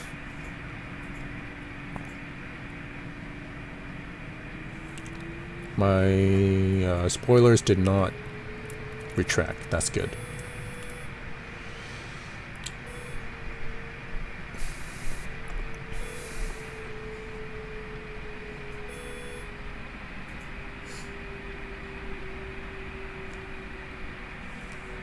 Close enough to 3,000. I'll gear down.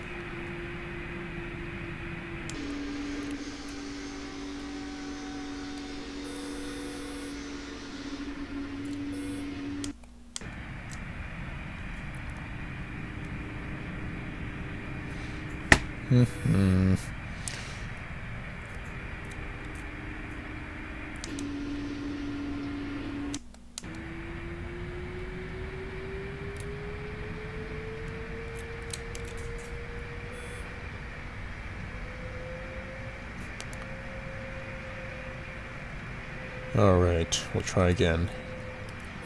See what happens this time. Did I say Joe can sell yoke? Oh, he did.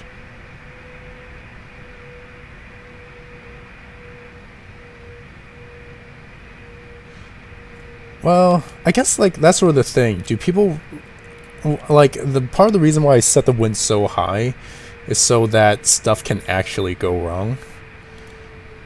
But if people actually want to see me like genuinely try to make a soft landing, I can crank the wind down, I guess. But that wouldn't be quite as challenging anymore, would it?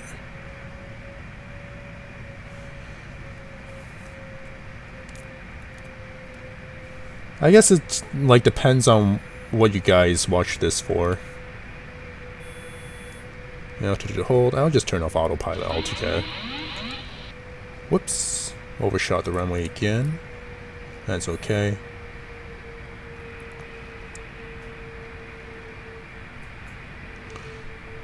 And look, the trim is at 9 degrees again. 5 degrees, thank you.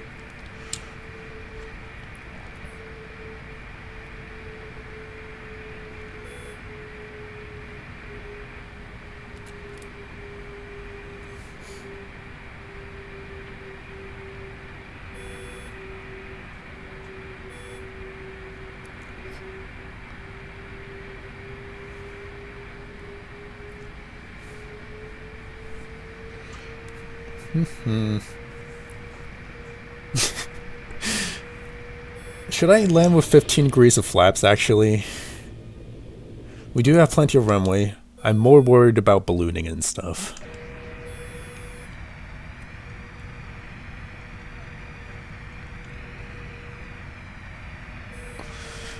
Well, we'll do 20 degrees, I guess. I'm not is the 777 certified for like 15 degree flaps landing, actually? I'd be curious. Okay, we'll set up 20 right now. It's gonna be a long approach, but whatever.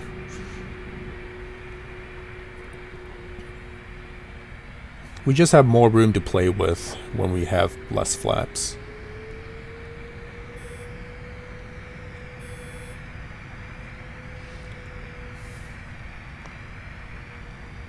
What's beeping? That may be my CPU overheating. Like, standard, right?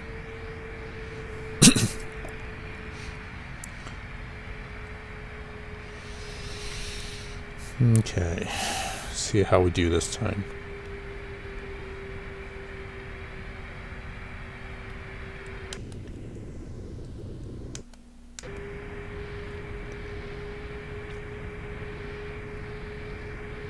Certified for 15 on landing. Sounds about right. Come on, get down, get down. There we go.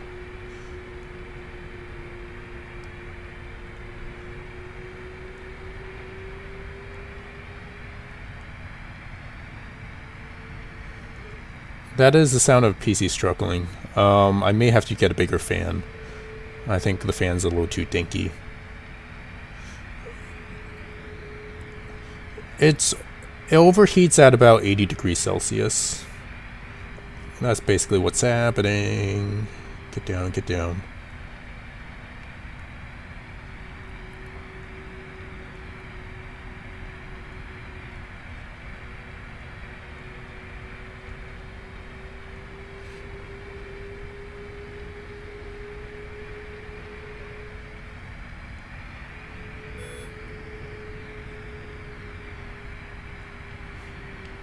Come on.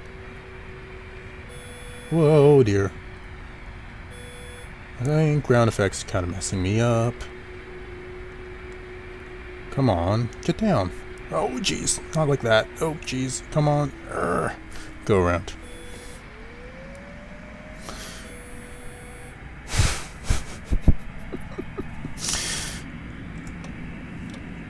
Hey.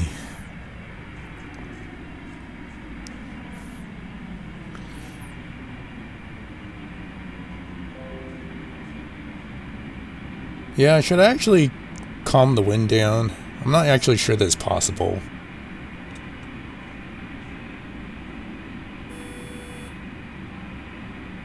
Whoa, whoa, whoa, whoa, whoa. Come on. Slow down, slow down. Hey. At this rate, I don't think we can actually, like, have enough fuel to fly to our next destination, spending it like this.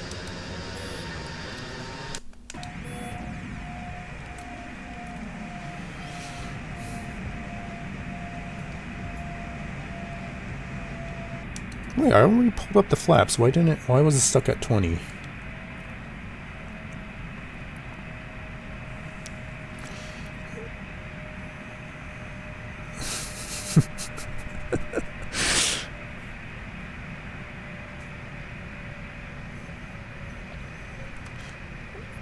Should I just plop it down next time? Just no go around? Full flaps as well. Whatever happens, happens. Hello, Tech Wings.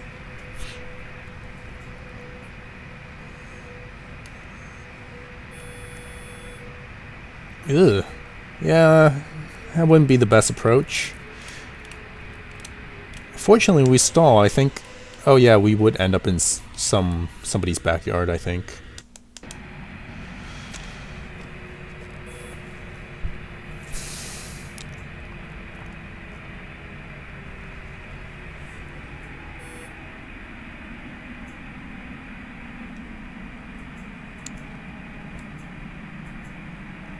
Permission to land on 06? 16 to be exact, but yeah.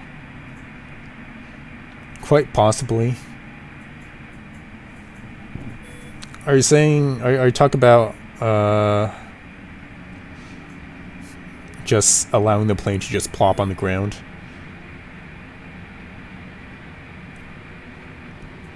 That, or I just turn the wind down?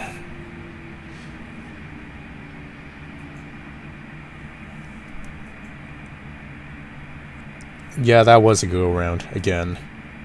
And now this is FSX, by the way, not X-plane.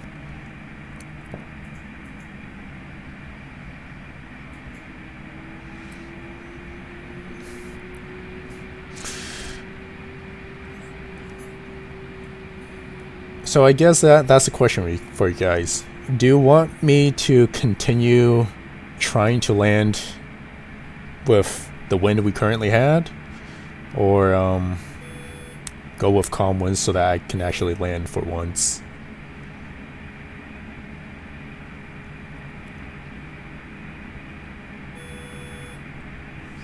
Gear down.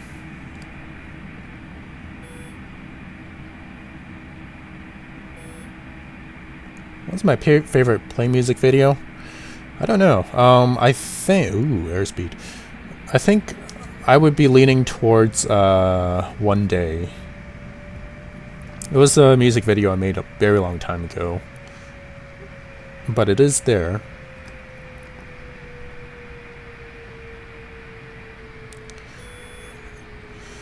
Current winds, full flaps. You know, that's gonna, like, that's basically death for us.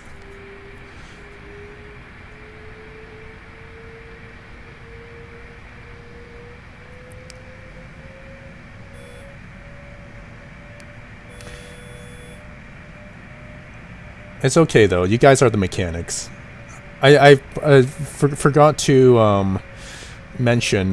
Basically, all you guys are passengers on this plane, except you guys are gonna have to fix the plane after my landings. Fly Away is the one that blew up, basically. It's the one that got most people subscribed.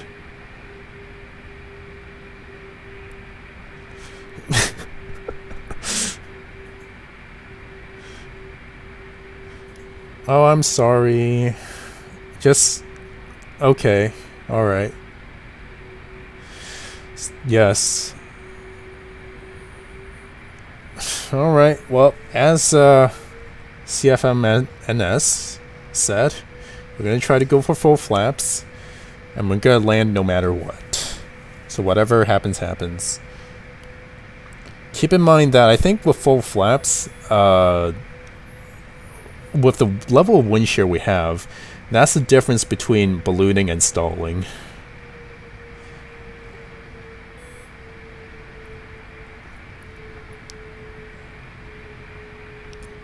What's the IFS? You mean ILS?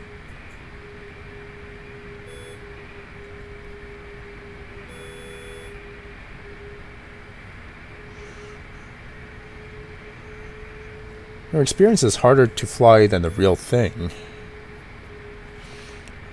Oops, overshooting again. Yeah, guys, are you sure I can land with full flaps with like this?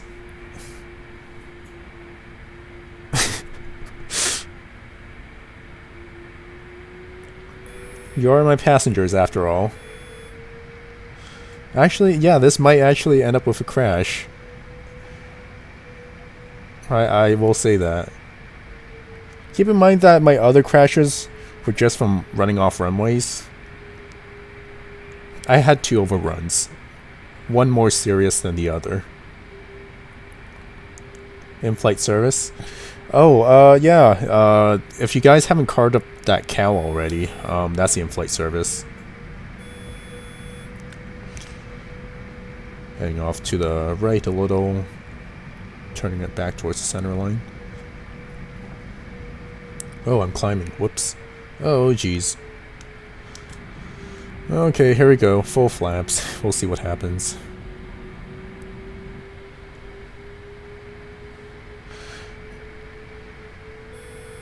So, this is all or nothing, right? Either we land or we crash. We can't go around. We have enough fuel to go around, but I just think maybe it'll be a little more interesting if there was actually some danger.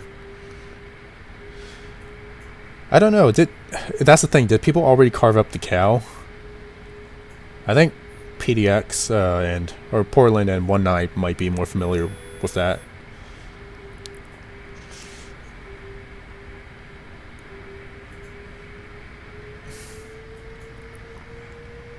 And one of the problem is, oh yeah, one problem about this type of approach setting I don't know what thrust setting I'm actually supposed to have to achieve a stable approach, a descent rate.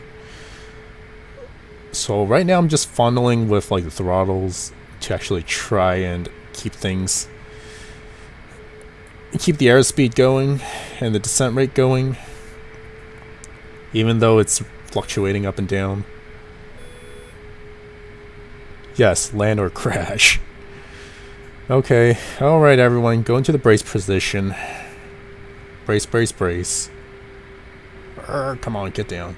Woohoo.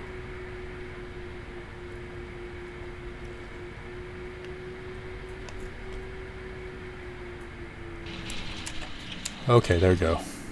Reverse.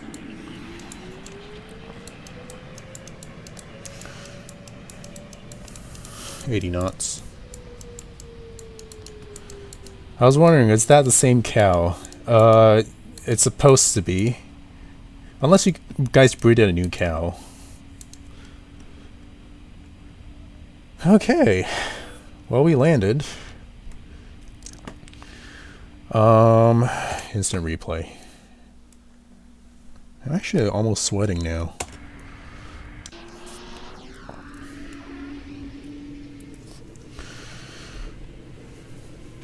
That was like a minus for like 500 feet per minute landing. That would not have been comfy. At least I think. I'm gonna have to take a look. And because somebody requested full flaps, I was basically approaching nose down. Yeah. No flare whatsoever.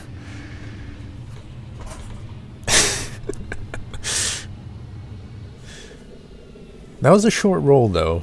Let me actually see what was the descent rate on touchdown. Oh, whoops, wrong thing. Instant replay, 40 seconds would do it.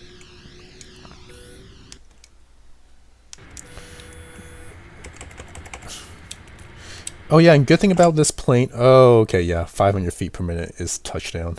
That was basically the hardest touchdown we've ever made, I think. Even harder than Anchorage.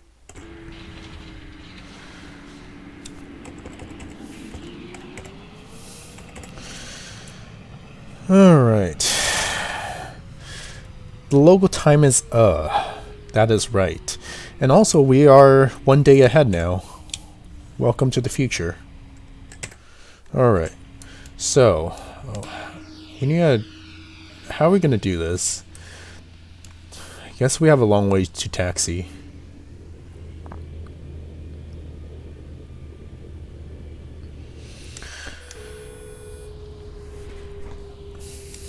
And let's clean it up to 15 degrees of flaps. That's what we're going to be using for takeoff. And yeah, well, it looks like we're going to have to refuel. We've used up more than half the fuel we have.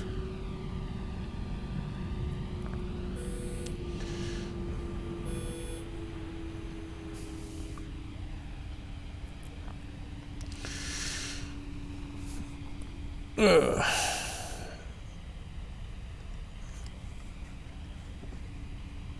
And I'll need to figure out like how far away is our next airport.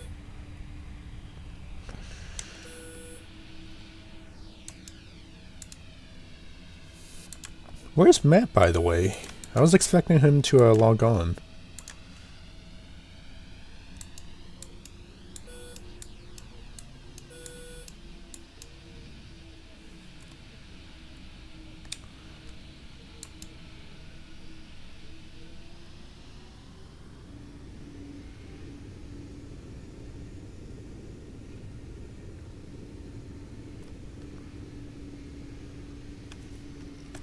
Yeah, skipping a day.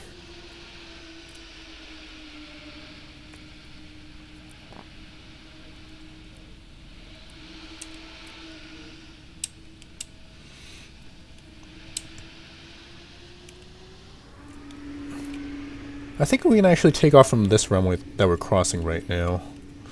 Just gonna put that out there to shorten our taxi run. Oh look, isn't that unique? It's got a 90-degree angle taxiway. Can we actually turn like this? Not cut into the grass too much.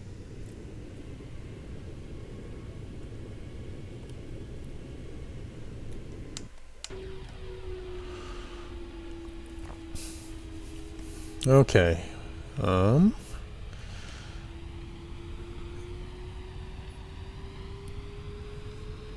Alright. You never experienced August 2nd, 2018. Yeah, don't mind me taxiing at 50 knots. That's just 60 miles an hour, right? Not too bad. 100 km for those metric. Can you serve the meals, please? No, guys, it's your job, your guys' job to carve up the cow.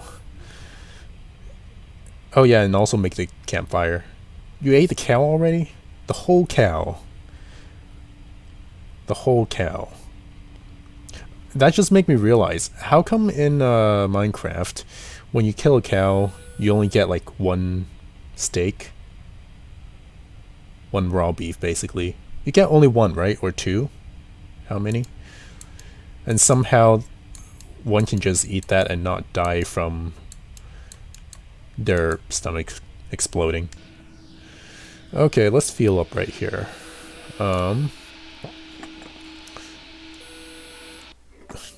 Just bully the fuel truck to come all the way out here.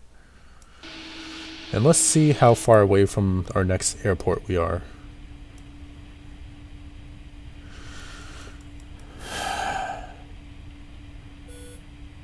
Oh, that's great. It's 700 nautical miles away.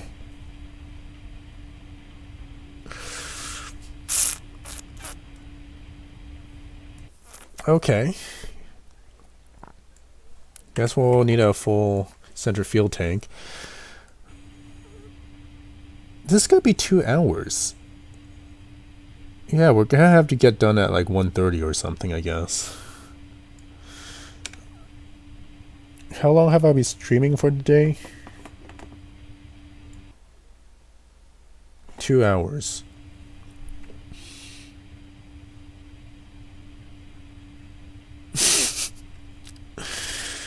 Okay, you know what? Yeah, we'll stream all the way till 1:30, I guess.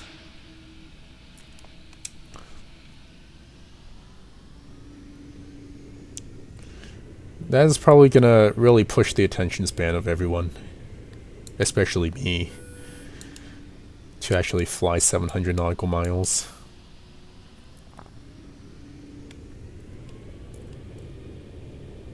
And yeah, I'm just gonna use a shorter runway. I don't feel like taxiing that far. By the way, 16 right is supposed to be the runway that's existing in real life. I look at the charts and 16 right, 16 left, sorry, is actually closed. So this is more realistic. 16 right is 11,000 feet anyways. Should be plenty. Okay, what are we at? 15 degrees flaps. Trim. We don't need 5 degrees, 3 degrees. Looks good. And fasten seatbelt signed. We'll just assume it's on. Here we go.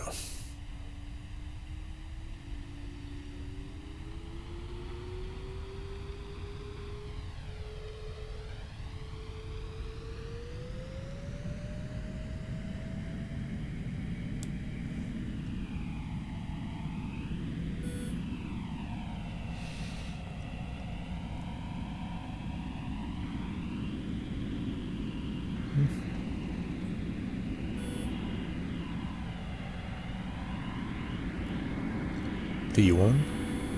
Rotate.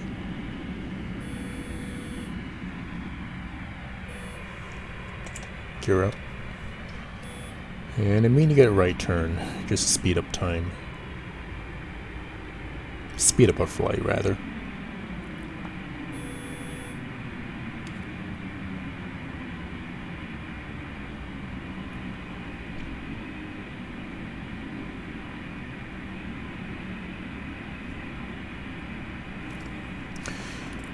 Get the autopilot on and navigation hold.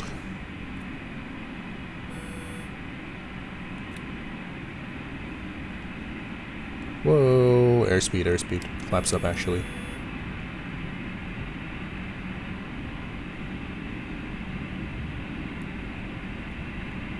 Flaps up. Flaps 1. Flaps 0.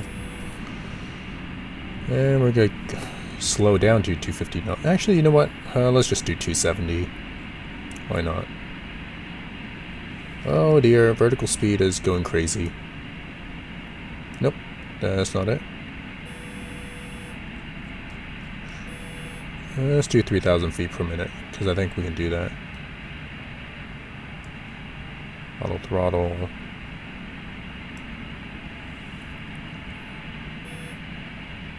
And let's set our altitude at 40,000 feet again.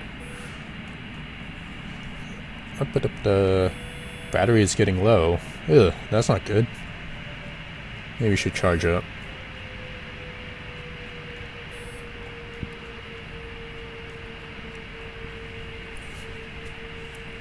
Okay. Are there anything from this plane? That was from the 737. I mean, the cow, basically. I think I don't know whether we have interior in this plane. You guys can tell me.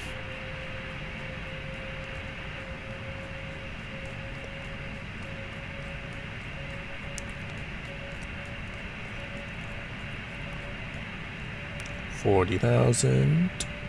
There we go. Ooh, that was a big wind pocket. Air pocket. Oh, sorry. See ya, being pilot. Thanks for sticking by.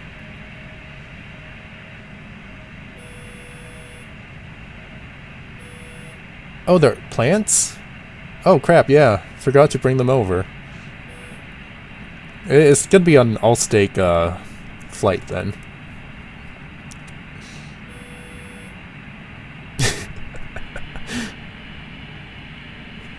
Whoa, why are you increasing altitude that quickly? I guess it was an air pocket. That beeping sounds like a hospital. It's been beeping a lot more after the weather. Like, it really heated up in Portland. A week ago, it was like still 60 degrees outside. Now it's like 70 and 80.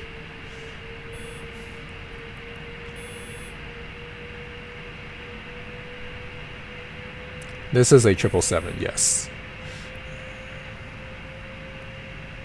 What's the vertical speed indicator? We're at 3,000 at the moment. I guess we can crank it down to 2,000 so that the plane's a little more happy. And now we're above 10,000. We'll crank up our speed to 300 knots. Once again, speed up the process.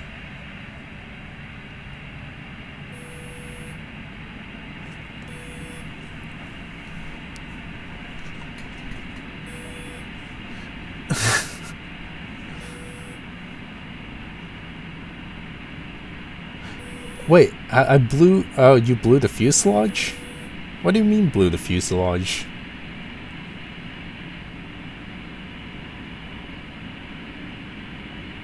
My mic times 3?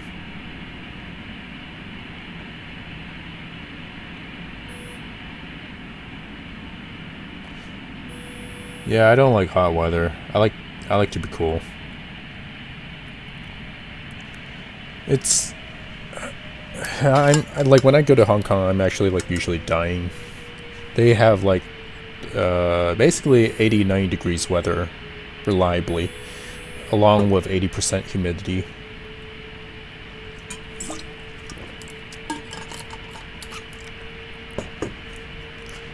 Don't I remember the time the fuselage blew up? I do not. Although, to be fair, we probably blew it up a few times.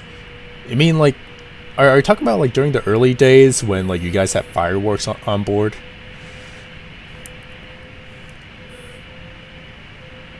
It could. I guess it was an us thing, wasn't it?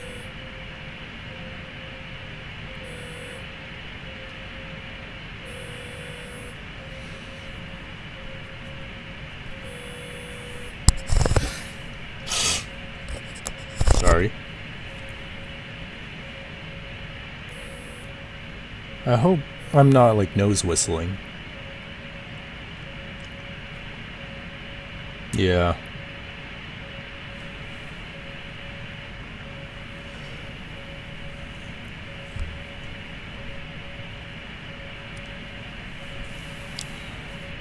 Is there anything off with my settings? I'm curious.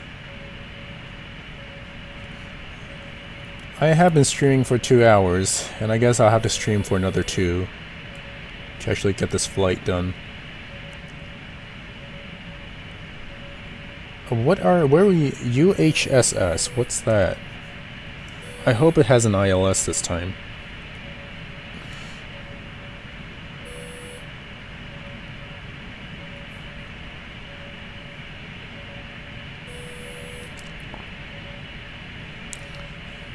UHSS airport. It's a Russian airport too. You know what? Let me just search it up in here so that you guys can actually see what's going on. UHSS. No, not the Postal Service. This. Ooh, whoops. That's a big screen. My bad. My bad. The plane's still flying. The audio's just off. This is where we're flying to.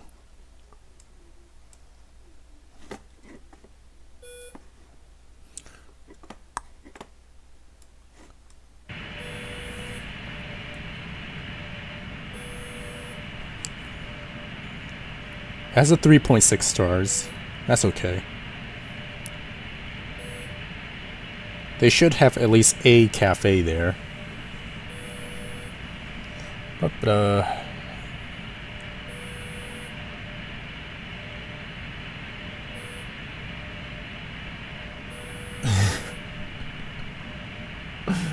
I'm not sure I'll stream all day, but I'm flattered by your commitment.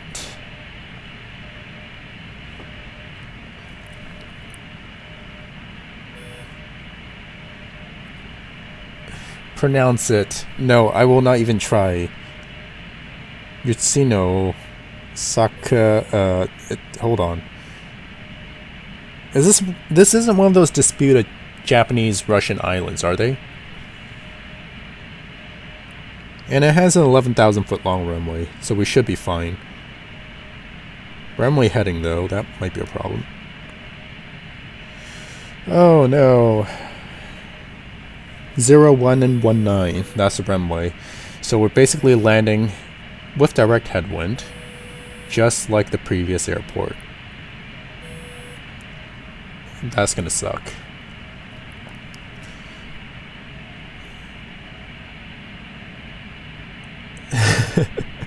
Yay, a disputed island. That's great.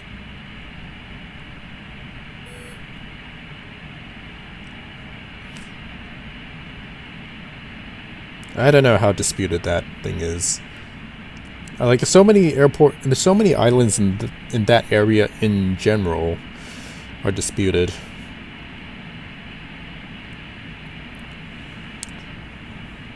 ILS there better be an ILS for this airport. Can at least help us slightly.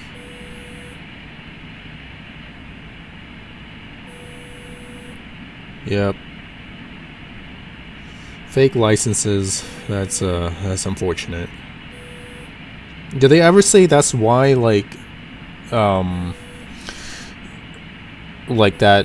A320 crashed? I guess that's not why, but I guess, like, was that actually a factor? Or did they just keep that detail secret? Secret for now, at least.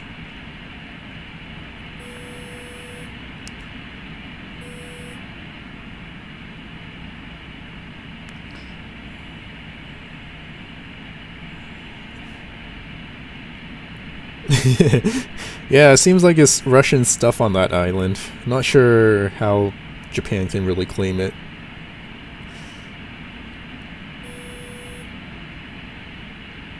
That's not unique though.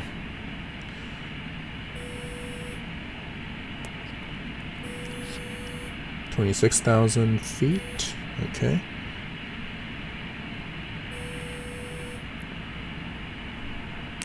Come on. What's the ILS?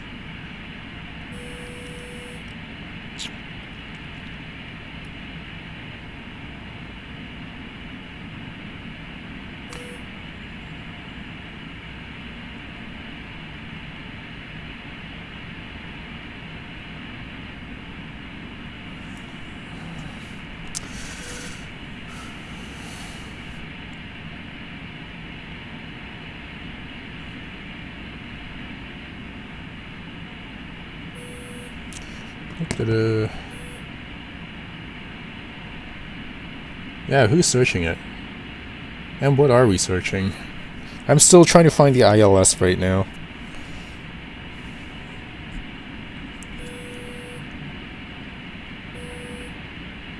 Oh, hold on, I think I got it.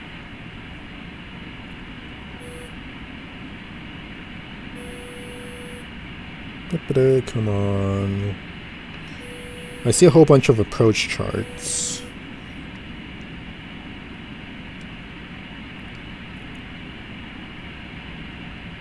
Come on.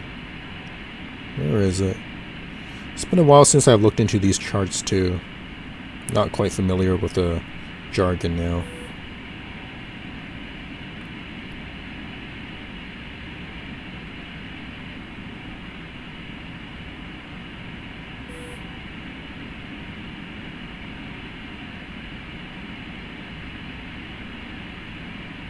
I see a whole bunch of departure charts. Where's the arrival?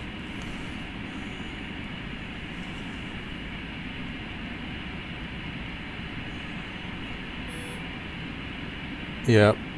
Yeah, those are a ton of rules that they broke. I heard that they extended the gears and then like retracted, and then is that kind of what happened? Kind of like what happened to that Emirates 777 that one time. Like, they had their landing configuration all figured out, but when they're going around, they pulled up the gear too quickly, and the plane actually settled back on the runway, and then caught on fire. That was basically the most recent 777 write-off.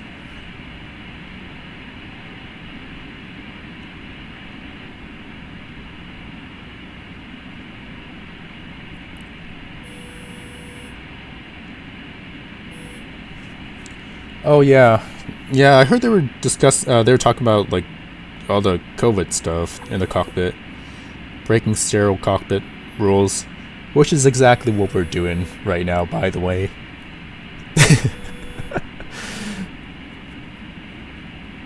we set as a prime example for what not to do as a pilot. Maybe me, not you guys. You guys are just doing your thing. I'm setting standard. I still can't find what the approach thing is.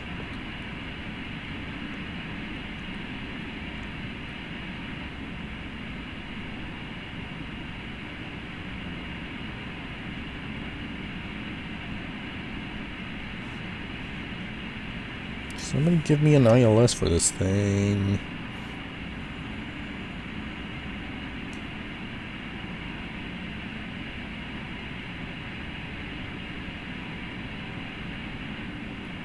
There we go. Instrument approach chart, ILS, runway 19. There we go, that's what I'm looking for. This one actually has ILS listed somewhere.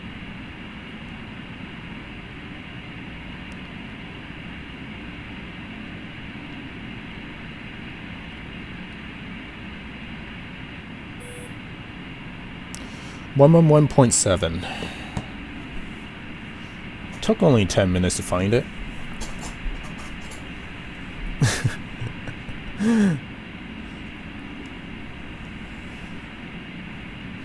Aye, good form of entertainment. 0.84, 0.87. Speed things up.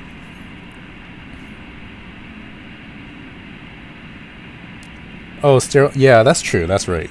Portland. Sterile cockpit below 10,000. It was definitely not sterile on our last few approaches. Where are we going to land? What happened to the code? UHSS. That's the code. We are landing at this airport right here. Oops. Get back to chat.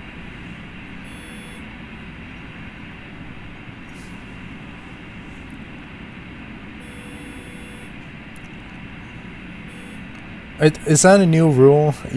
We're not accepting go-rounds? I have to land at first try every time now.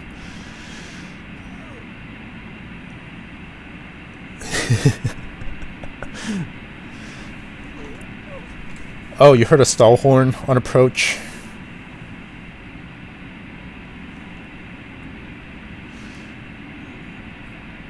I heard a stall horn once on approach in real life. That kind of shocked us. Me and the flight instructor. He was like talking about like something about like I forgot what he was talking about. But oh geez, the plane's really not liking this 2,000 feet per minute thing.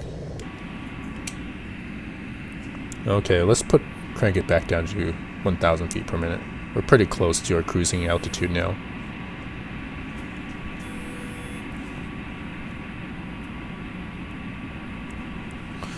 But yeah, one time on approach, the stall horn did come on. We were about like 200 feet or something, so that was kind of scary.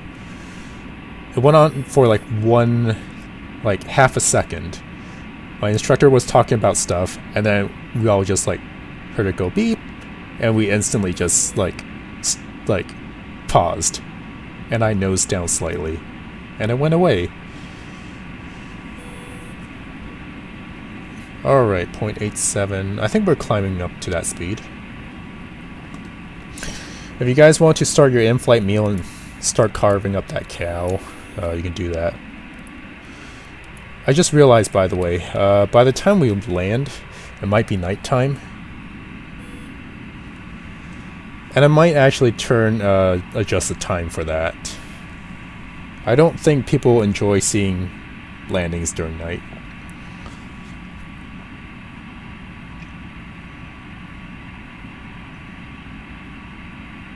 Oh, 2 go-rounds allocation for each stream. It would be kind of cheap if I decide to land only at one airport to maximize the number of time we go around. You see, if I need to land at like 5 airports in a day in a stream, that wouldn't be quite as fair, wouldn't it?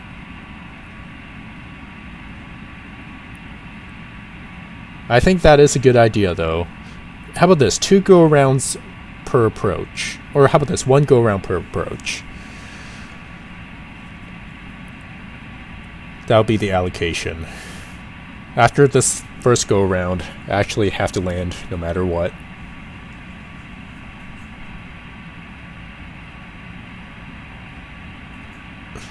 Oh, I see. Yeah, you basically have to hear the stall horn on every landing with a 172. I was flying a 152 at the time, but yeah, we heard it all the time during the flare maneuver. Ugh. Yeah, hearing it on takeoff is probably scary. We already ate that cow. Wait, no, that's cheating. I cannot do... Okay, 1 go around per approach. Yeah, there we go. That was just a lag in communication, that's all. Where are you guys from? I am from Portland. And a few others are probably from Portland.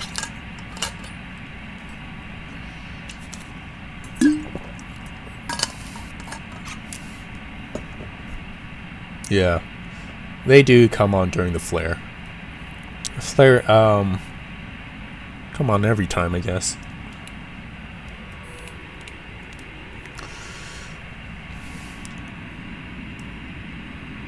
Okay, we're making grounds.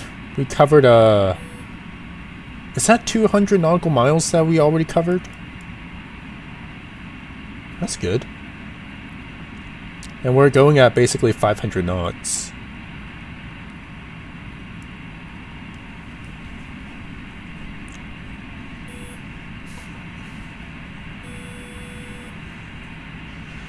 We're from Pakistan. Nice to meet you there. That's one of the good things about these type of streams, is that we get to meet people from all over the world. I'm flying a 777-200, by the way. Yep, there you go. Burp. You know, I actually have a whole bunch of snacks on my desk right now. I'm really tempted to eat them. Unfortunately, they're all chips and goldfishes, so I do not think you guys will enjoy hearing me munch. Yes, we do have a sunset coming up. Where is the sun? Oh, there it is. We'll just... I think that's cool. And yeah, I feel bad for those people in rows 5 through 20. I think the landing light's kind of blinding them. But I can't really turn them off unless I turn off everything. Actually, let me try real quick. If I turn off, press L, and then go into cockpit and actually turn on the beacon navigation strobe. Oh yeah, that works. That works. There you go. You guys aren't blinded anymore. I'll just have to remember to turn on the landing lights once I land. Something that I'm not used to doing.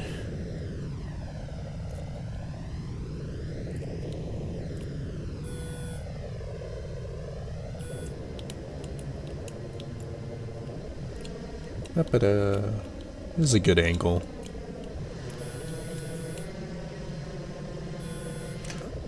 Or maybe this angle if you guys want to see like the plane actually lit.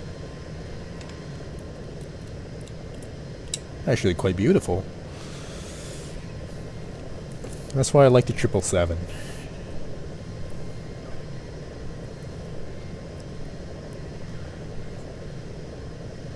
You're all the way in the front.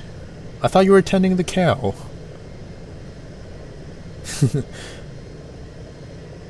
Oh, yeah, we can see contrails by now, right? Yeah, check that out. That's hot.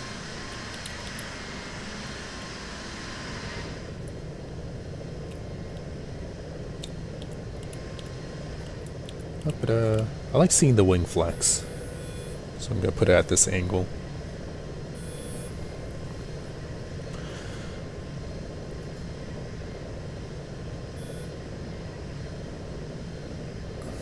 Yeah, seeing those blinky lights at night.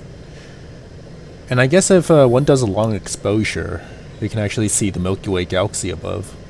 And that's always quite beautiful.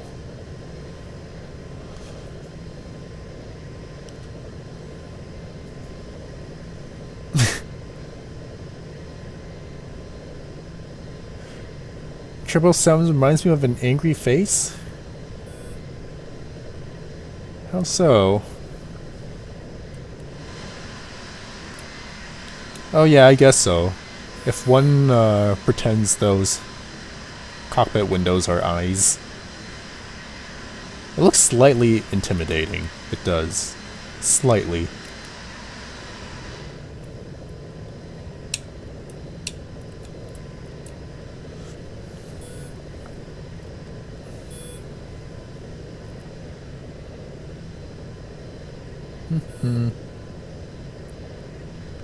Why is there a tiny red dot on the wing? Yeah, that's a Japanese flag.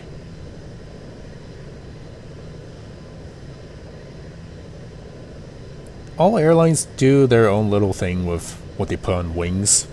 Japan also likes putting their registration on the wings. Where's the registration? Yeah, there we go. I think there's one above as well, on the right wing. Yeah, there we go.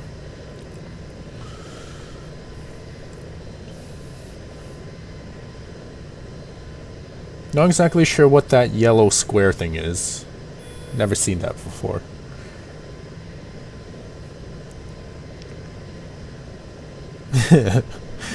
Oh, if US had the Air Force insignia on there.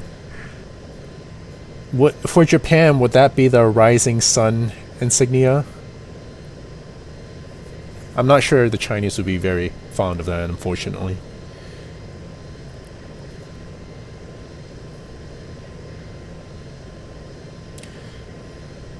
All planes have an angry face, except the 737. With his eyebrows, they have a sad face.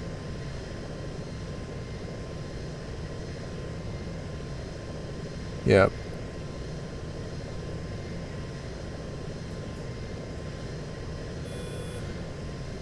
Ooh.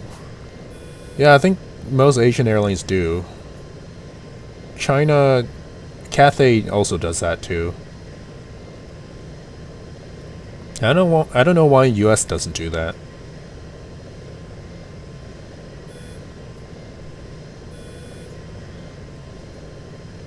Oh, even their Air Force insignia only has a red circle? Oh yeah, that's right. Even during World War II, it was just a red circle. Forgot about that. It was their flag that had the rising sun thing. The whatever spread thing. The sun rays, is that what it's called?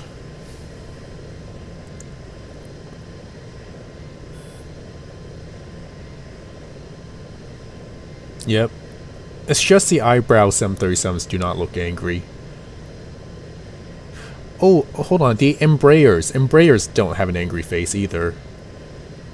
The Embraer, like, E120s and E145s and whatnots, seems like they have, like, an innocent face. A380 does not have a face, that's true. It's like that whale with really small eyes. Yeah, the 747 smiles. And so does the Antonov, I guess. Oh, are you guys losing power over there? Yeah.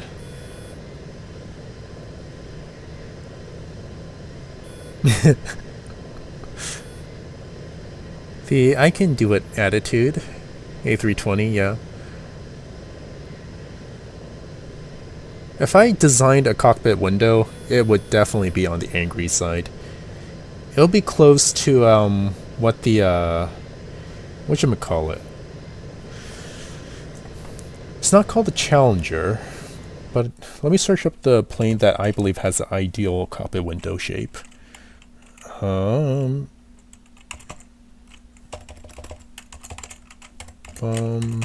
Yeah, sorry, lost of airplane audio.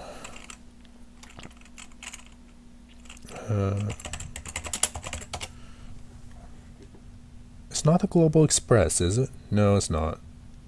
That's not the plane I was thinking of.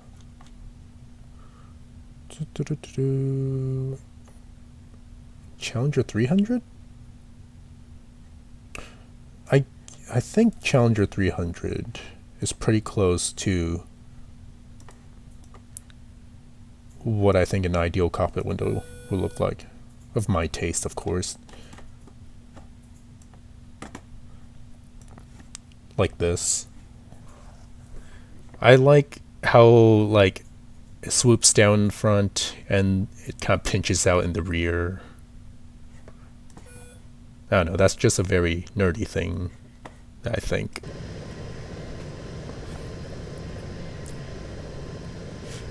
I think it will look great with like a set of eyeliners too. People call it raccoon eyes, but I call it eyeliner.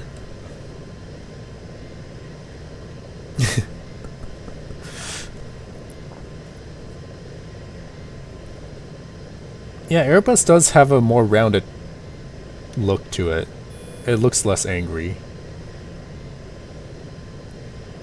Yeah, look what you did, One Eye. Now we're all talking about the attractiveness of airplane cockpit windows.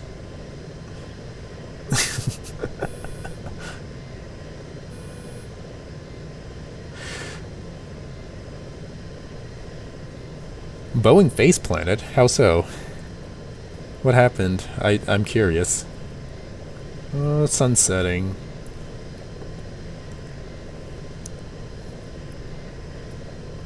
Can we actually see a sunset? Not really. It's not really sunset yet.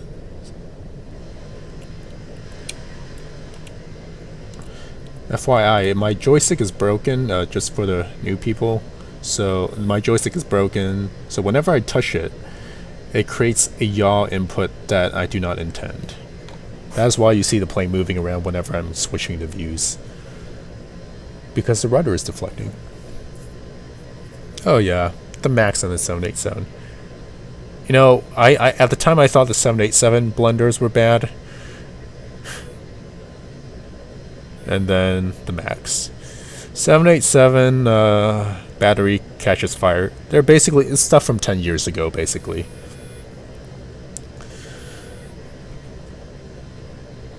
And also, like, from the Al Jazeera documentary, apparently the 787 has some build quality issues. As with the 737, by the way.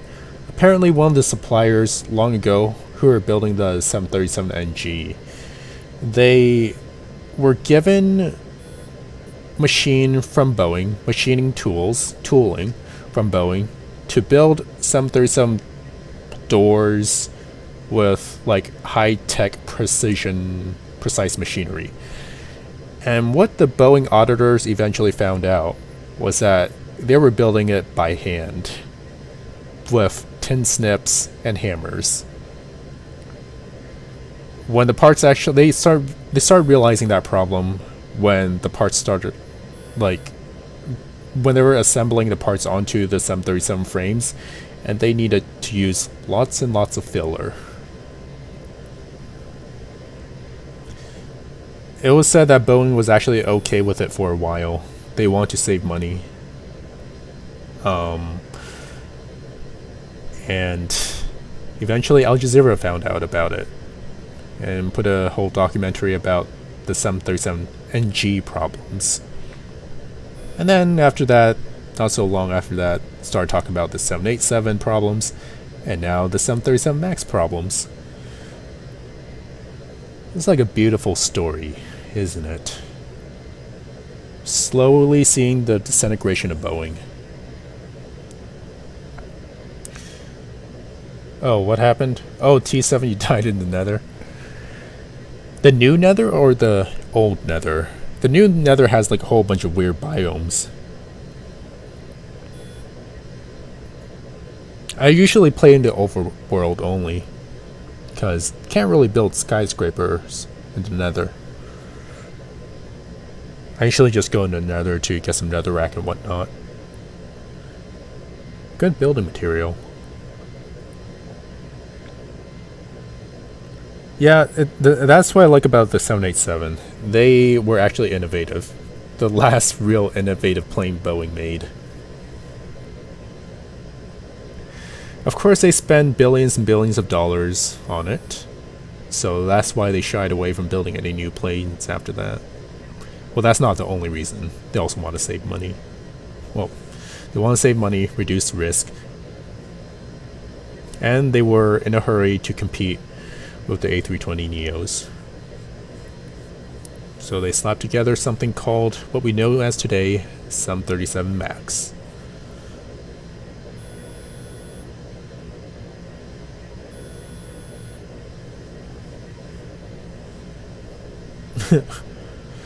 Yeah, don't go to the Nether Fortress. That stuff. I usually just get regular netherrack and then, or sorry, yeah, I just get regular netherrack and smelt them into nether bricks, netherrack bricks. It's a little less dangerous, I guess.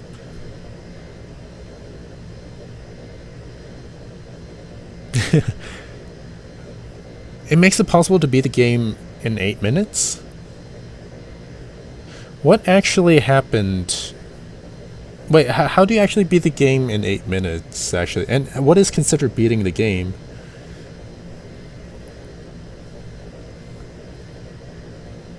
Back when I was still playing a lot, beating the game means defeating the Ender Dragon. I think they added some new stuff over that by now. Worried about any kind of substitution to aviation? Yeah. I mean, it will happen whenever it happens. Currently, there's nothing replacing long distance.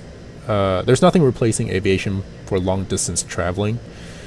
Short distance, yeah, I can sort of see trains taking over, but planes will be around even after that.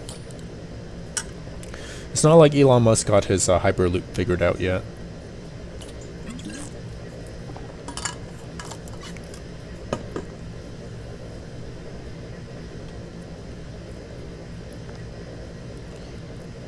Couldn't you wear a pumpkin and so that the enders don't look at you?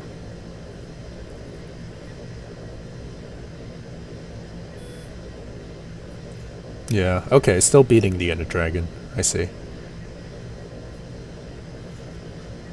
I have heard that there's like new buildings and stuff in the end now. Oh yeah, we'll still be flying. We'll be flying for, I don't know, probably 100 years or so at least. Until people develop like some type of teleportation or something. And then comes the question, is a teleportation machine actually a killing machine? Are people actually legitimately transported from one place to another without, like, what happens to consciousness when you're being transported by a teleporter? That's my question. What's your favorite plane? Mine's a 777.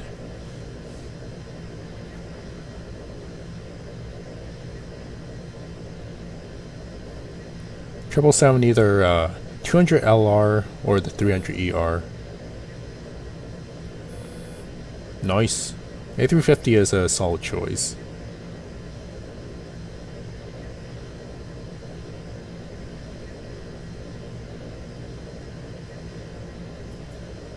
Oh yeah, that's true. You can actually trade with piglins now. Apparently you like toss gold at them or something? Like a gold bar and then they give you something?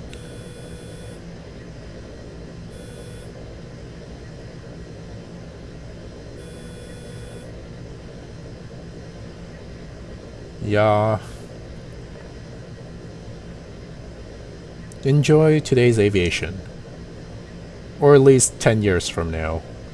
I don't think there's the amount of enjoyment for aviation this year is quite limited.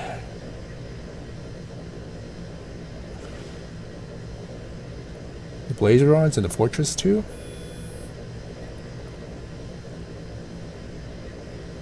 Oh, I see. It's gone quicker now.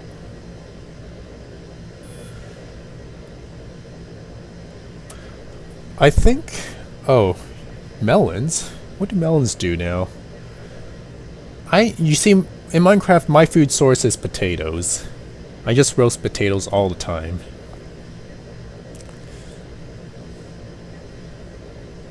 It's like, if I remember correctly, it gives like 2.5 health back. And I thought that was pretty decent. It's like only one step away from steak. So I think potatoes are usually the way I go. It's pretty filling, pretty easy to grow, and I usually semi-automate like my potato farms as well. I do that method where like I plant potatoes in like a very long row, and then once they're done, once they're all good, once they're all grown, I turn on the water, pour it down the entire slope of the potato farm, and collect all of them. That's usually my go-to method.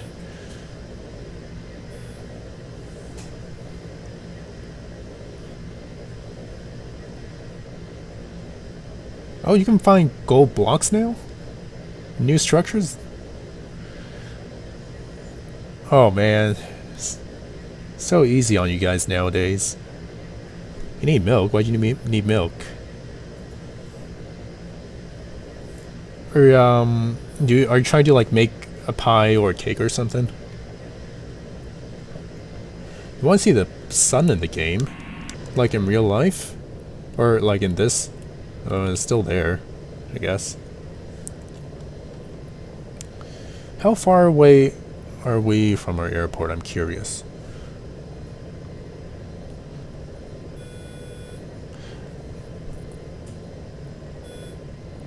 Why don't you guys know why some A320neos have black cockpit windows and some don't? I don't know. I think that's just a new thing Airbus is doing. They're doing that. Yeah, like they're also doing that for the A330neos. I like it. I mean, I like that eyeliner thingy. I hope it doesn't exactly work too well with Airbus planes, but it works to some degree, I guess. Better than nothing.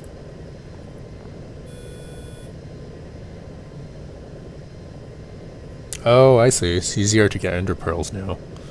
Oh, welcome back, Brody. Back from TikTok. Okay. Everybody's using TikTok now, except me.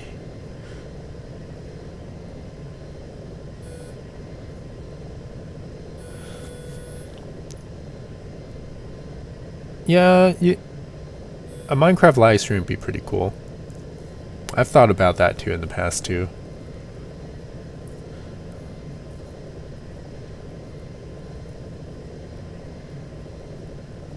Whether skelly bones, the skeletons.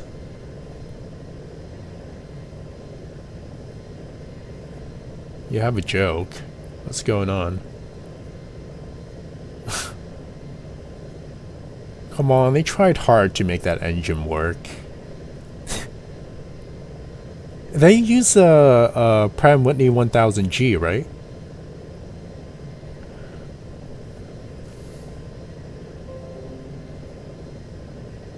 There we go, Elantra.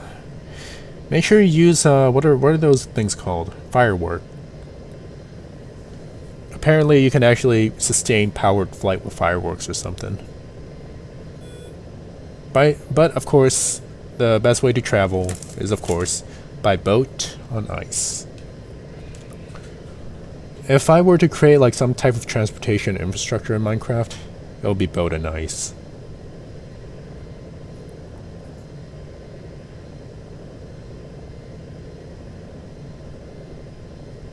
Nice horses. You got diamond armor on them? Can people actually craft... Oh no, I just remember people can't craft diamond armor for horses. Or armor for horses in general. Never used TikTok. Yeah. I never used it. I'm a little too old for it, that's why. It's mostly Gen Z who uses TikTok now. I'm a millennial.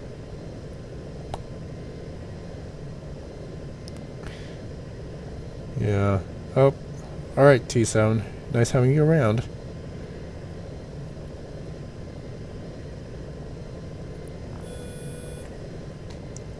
Boat on land, yeah. Ice. Ice is everything. Okay, where are we now?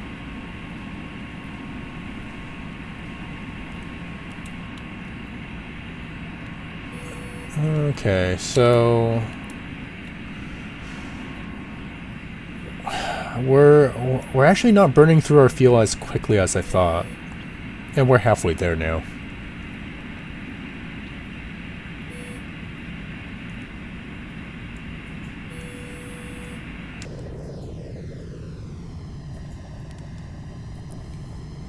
What's your flight level? 400.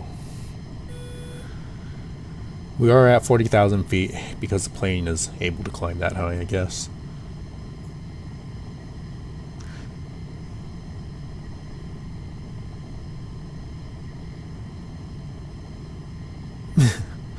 You're too mentally old for it?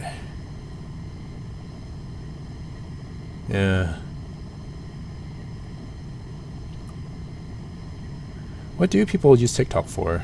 I usually see a lot of them like doing TikTok dances or whatnots. And occasionally crashing presidential gatherings.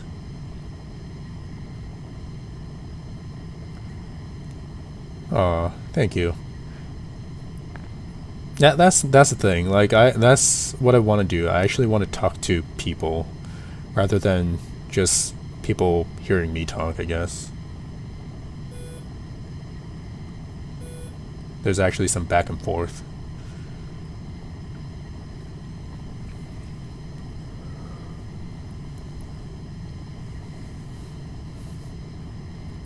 And that's one of the things about like if there are too many people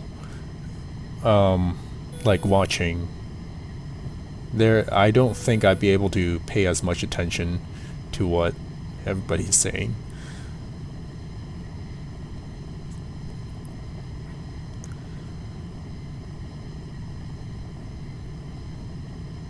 I do not know what goes on TikTok either.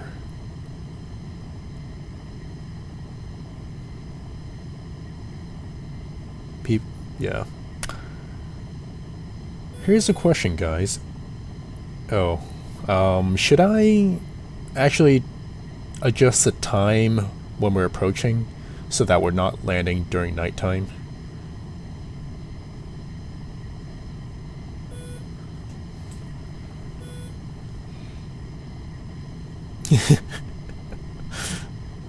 Yeah. Oh, so it's gone to different avenues now.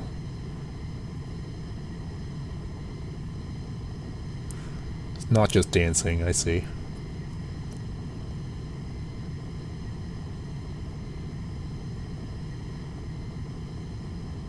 Yeah, stick with YouTube.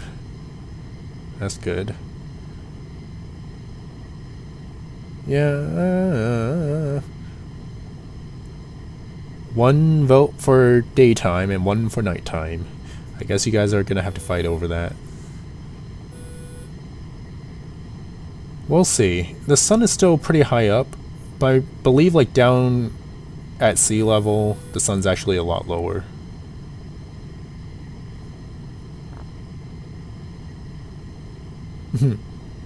Oh, 300. I mean, if you got a long zoom lens, that'll do.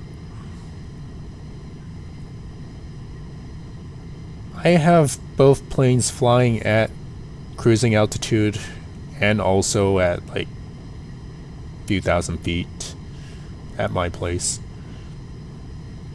I don't live right under the approach path, but I do see planes taking off from 10.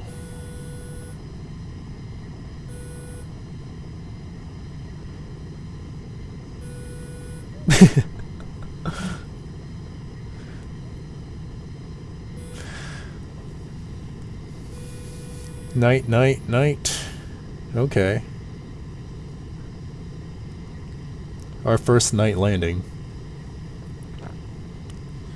What camera do I use? I use CX130, Sony CX130. And sometimes I'm using the Sony A6300. I'm trying to break into it, but it turns out to be a lot more hassle. So I don't know. You don't know how to fly a 777? Yes, I don't know. I'm sorry. We haven't crashed yet today, but I'm starting to get used to it actually. Starting to.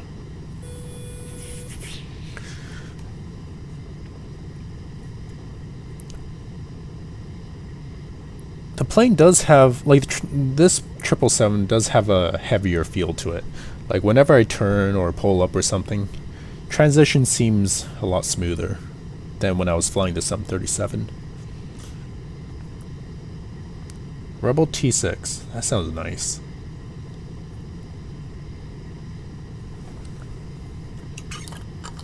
Do you get your own lenses for that, or are there lenses built in? I'm actually not much, like, I don't know that much about cameras, unfortunately.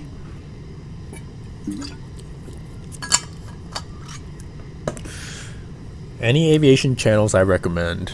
Oh, actually, fun fact is that I don't actually watch that much aviation stuff. I spend most of my time, like, listening to music and watching documentaries and whatnots. If you count PBS Frontline as an aviation channel, then that's one. That's why I've been watching a lot lately. This does a whole lot of good documentaries, that's why. Oh, I see. It's only a pic camera. Is it hazy? HHZY?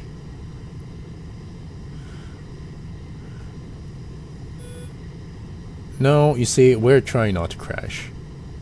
I thought I was going to crash earlier, because people requested me to do full flaps with, like, wind shear conditions. But apparently we got it. It was a 500 feet per minute landing, though. It was getting close to crash territory.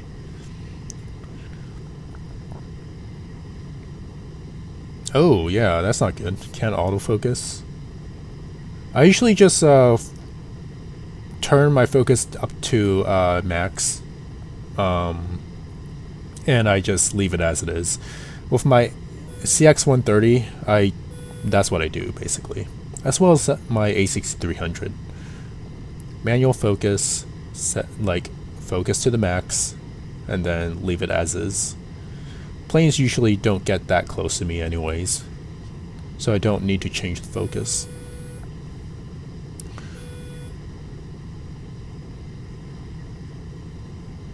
Oh, thank you, One Eye.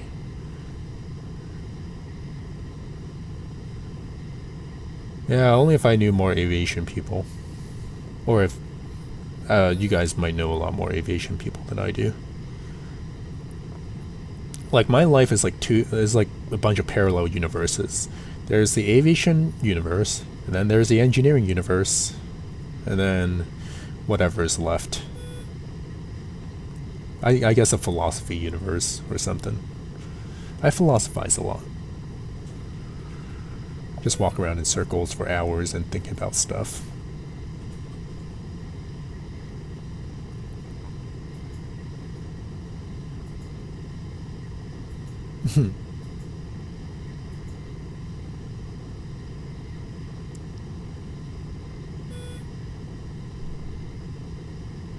Oh, Oliver Stone's Putin interviews. Yeah, they did. Oliver Stone, I actually don't know what that is, embarrassingly. Let me search that up real quick. Oh, yeah, speaking of that, I've been watching a lot of Rare Earth recently. It makes me think a lot. Alright, see ya, Life Chris. Thanks for stopping by. Kind of relatable, I guess.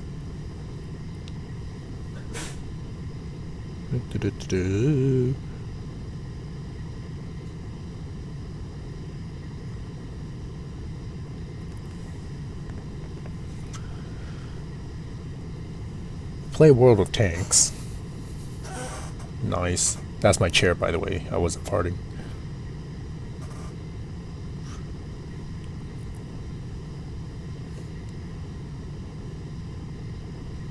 Astronomy and aviation. Yeah, I do like space stuff too. Whenever SpaceX launches something, I'm online. Ow, my ear is starting to hurt.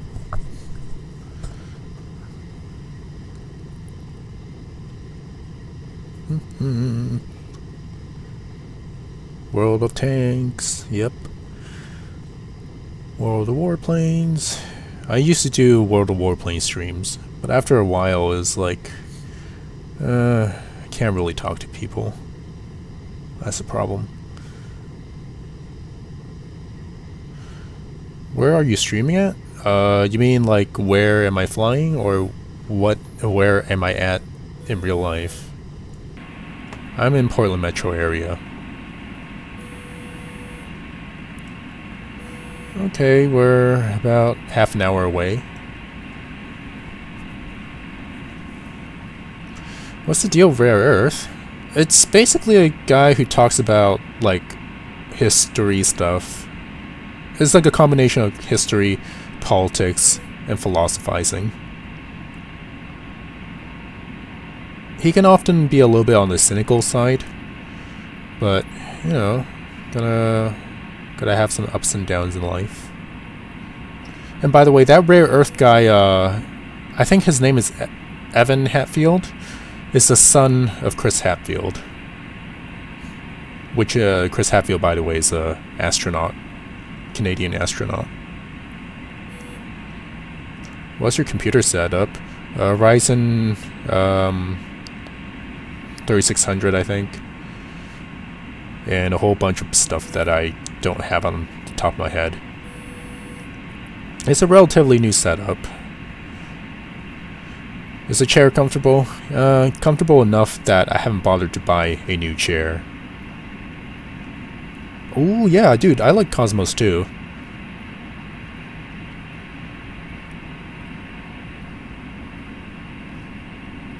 Are they coming out with a new Cosmos, by the way? I remember seeing Cosmos back in like 2013 or something.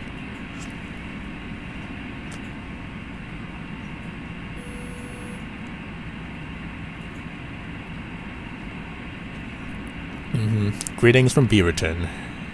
Nice to see you, Portland buddy.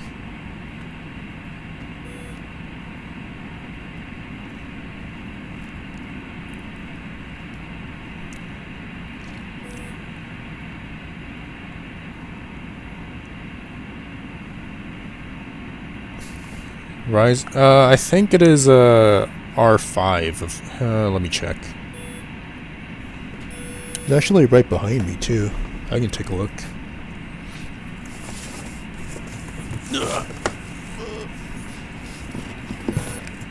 It is an R5 right here. Oh, good. Right there. There you go.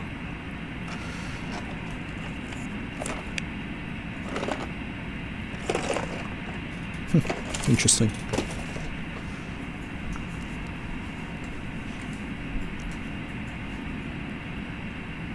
History is crap.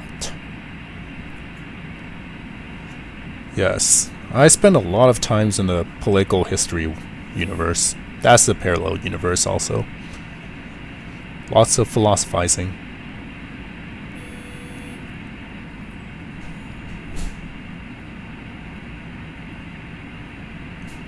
Yeah, that's nice.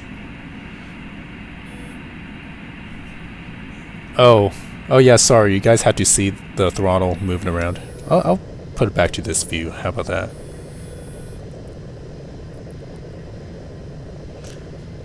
So that you guys don't see the spazziness.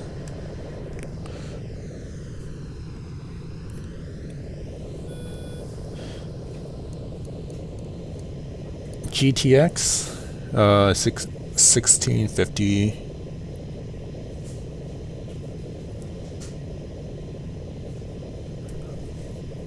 I think I have a GTX also. Ugh. Oh no. Yeah. Oh yeah. Yeah, that's what I have actually. This thing right here. That's my graphics card. It's not the best, but it does its job. It can at least render, like, it's good enough, I'll say that. My videos used to take hours to... What took an hour to render on my old computer now takes only like 6 minutes. So I think that was an upgrade.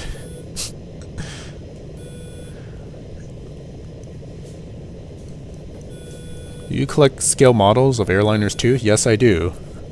But I haven't really, like, continued that for a while. And you look behind me, see, yeah, I have to, like, actually kneel down or something. Like, back there, over here, that is supposed to be a Cathay 744 that I'm working on. Even though it's supposed to be British Airways, I decided to paint it old livery. Let me actually see if I'm supposed to start descending soon. No, not yet. I'll descend at about 100 nautical miles. Let me actually see if I can, like, rip that thing open real quick.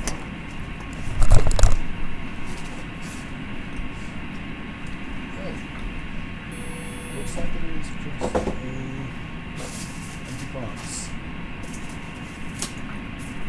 There we go.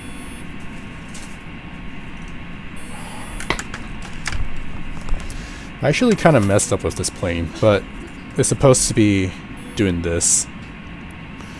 And I actually used the wrong shade of green also. So, whenever I decide to fix it, maybe that'll be a live stream.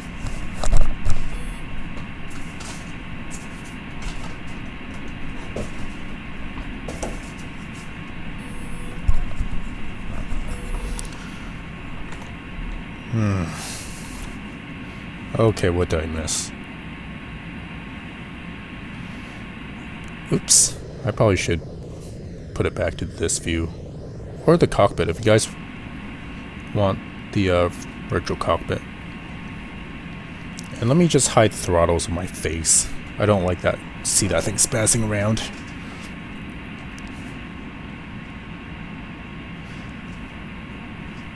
Ooh.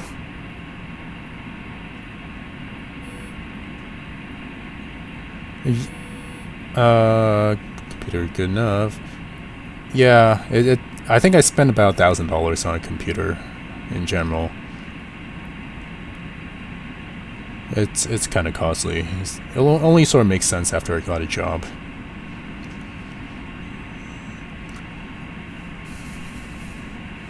Okay, that's better. 15 minutes is pretty solid, depending on the quality. Oh, come on, I'm not that short. I am kind of short. I'm naturally like 5'6"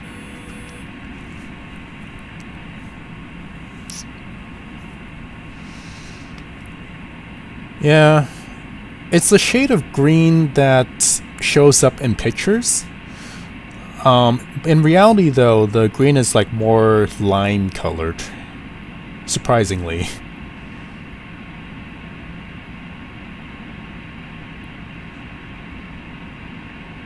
Oh, the CX777, yeah. I think I might actually I might get that livery eventually for the stream. Cockpit too noisy? Okay, we'll do this.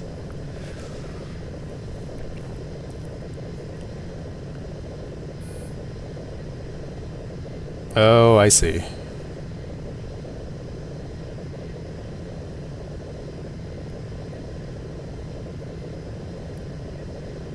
$1080p at high. And yeah, I have a cheapish motherboard too.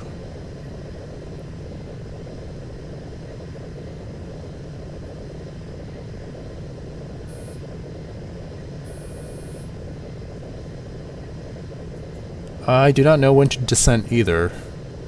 I'm guessing somewhere about like 150 nautical miles out. How far are we? We're reaching about 200 now.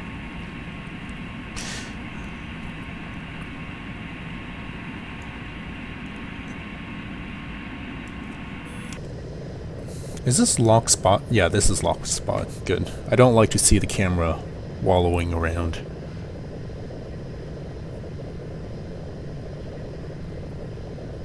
Okay. Oh, CO1I, thanks for sticking around and giving us a good time.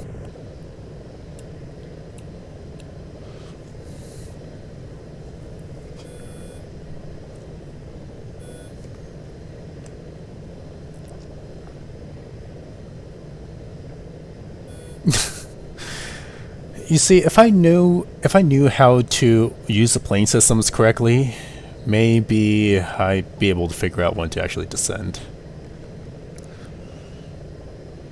Once again, I do not know how to fly 777.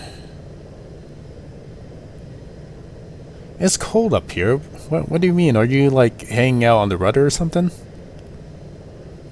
If you are, just climb yourself over to like the engine nozzle right here.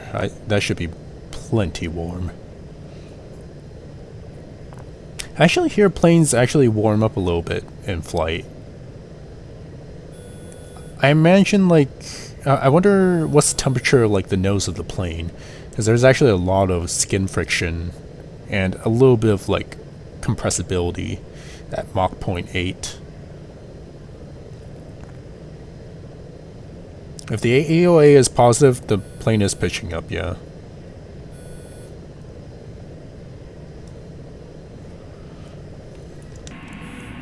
And I think there is an oh, what? There's no angle of attack indicator on here. Okay, never mind. It's okay, we're not stalling. We got a good grasp on this, at least for now. Now, can we start descending soon? Soon, eventually.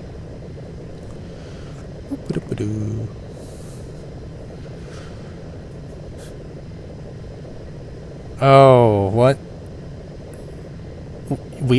You see, you fell off the elevator because there is no elevator.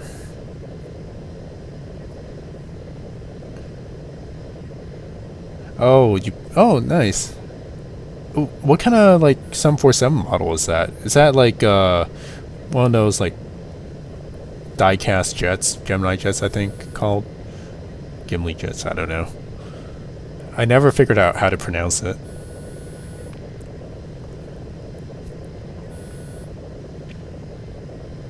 I think my dad, like, one time got us, like, a JL 747-100 back in Japan. Full with its, like, retractable landing gears and stuff. Thought that was pretty cool. That was, like, way back in the 90s, though. So, like, quality of jets were a little bit different back then. It had, like, steel landing gears instead of today's, like, highly detailed.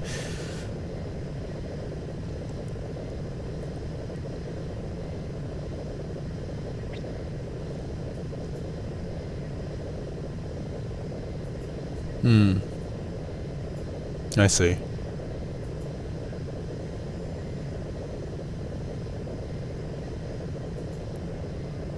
Oh, I see. Yeah. Usually, the big model planes that I, like, build, those are usually bought, like, some time ago by my, like, parents or relatives or whatnot. Except this one, the 747. The British 747, I think I bought myself with my parents' money at the time.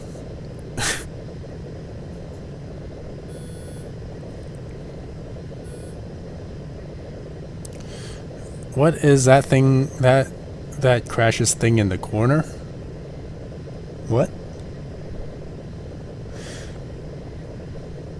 Oh, the counter. Yeah. Basically of all the flights I've made on all the streams, how many times have I crashed? And I basically had 2 overruns. That equates to 1 crash. 0.5 for every overrun.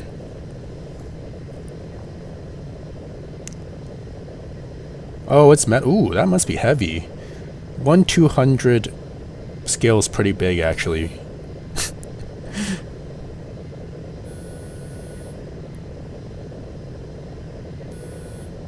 Oh, wow.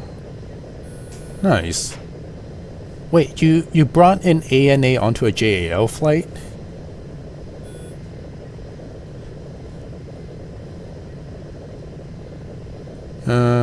Yeah, I guess.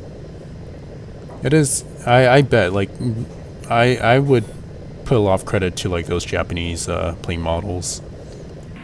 Usually pretty darn detailed.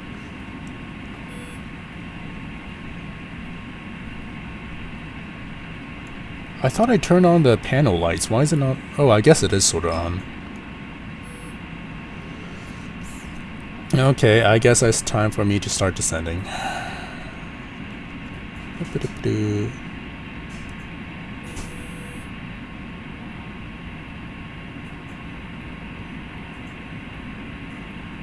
2,000 feet per minute sounds about right.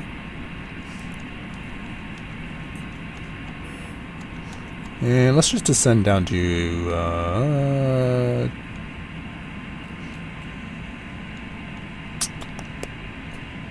14,000 for now. I don't know, I just feel like it. And change the airspeed. 0.84, so that's a little happier. Oh, am I overspeeding? Okay. Hold altitude.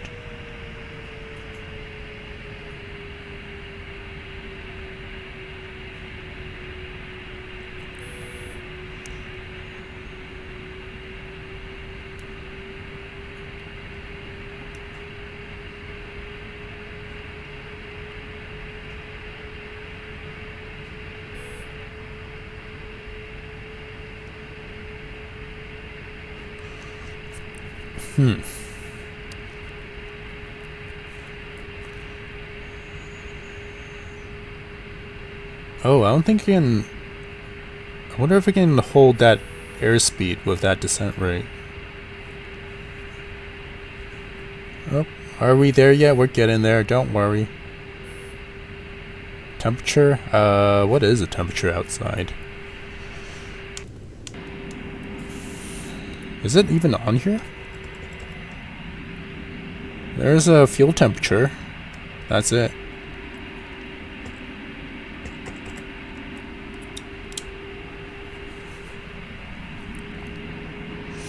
Zombies. Goes moo. Moo.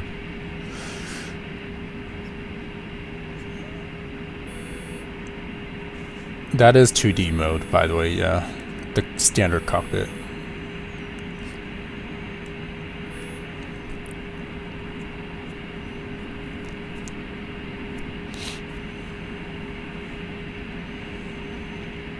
That's right. Get back to your seats. Stop carving up the cow. We started our descent.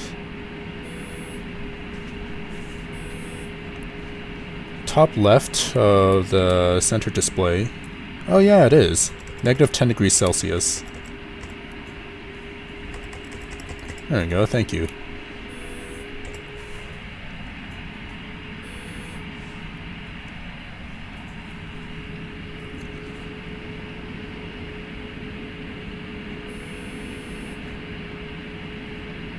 Be sure to get a good shot while landing the plane.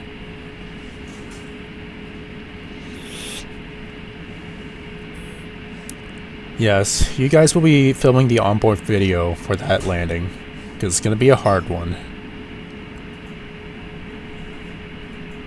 Chances are I'm going to have to call out brace for this landing. Unless, hold on.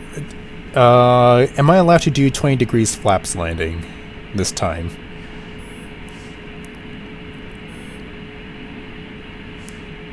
If I can, then we might actually have a chance of making it, unlike last time. Use infinite flight. I've been using FSX for a very long time now. This is the original FSX that came out back in 2006, I think. Your choice. I'm gonna do 20 degrees flaps this time then. Cause I'll try not to go around. Don't want to die. Who's the one that called out for full flaps last time? I'm curious. Maybe he's not around right now. But I want to do 20 degrees because we actually have a lot of fuel left. We still have 80,000 pounds. What's the maximum landing weight of 777?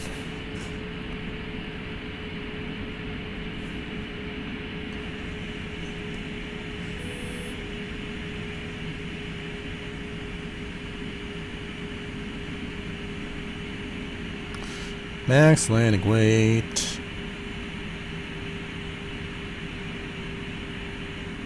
£445,000.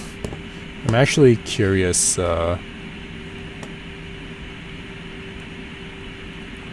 What is the total weight on my plane? Real quick, just jump into. Oh, we might be doing a maximum landing weight.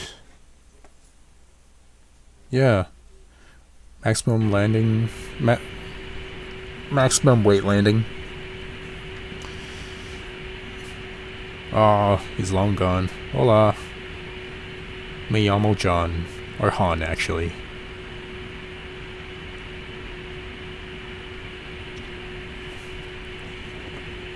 How many people are actually in this stream right now? I actually don't have the counter with me. Oh, 9. Okay. Boop-a-doop. Oh, we're starting that rule already? 1 go around per approach. Okay. Well, I gotta make this 20 degrees flaps work. Aye. Juan. Yeah, that's basically the closest comparison.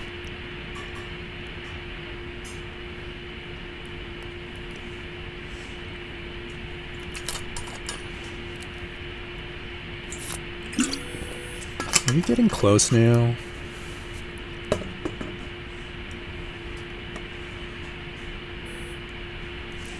I think I'm actually going to level off right here real quick. Altitude hold.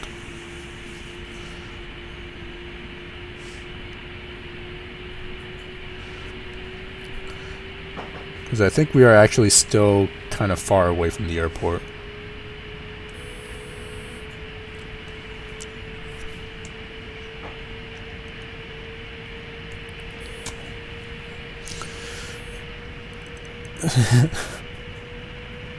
Yeah, I guess I can dump fuel, technically. But, you know, fuel is expensive. We'll try to save it. Otherwise, we're just gonna have to, like, sell our interior like the last time. Whoa, why are you not maintaining altitude?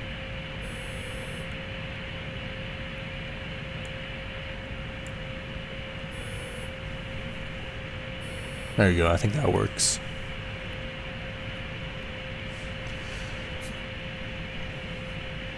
Boink. Alright. Yes, it does increase our chance of crashing, basically. To have the amount of fuel we actually have. Oh, leak? You just, if you guys want to, you can poke a hole in the central fuel tank. That's where it's at.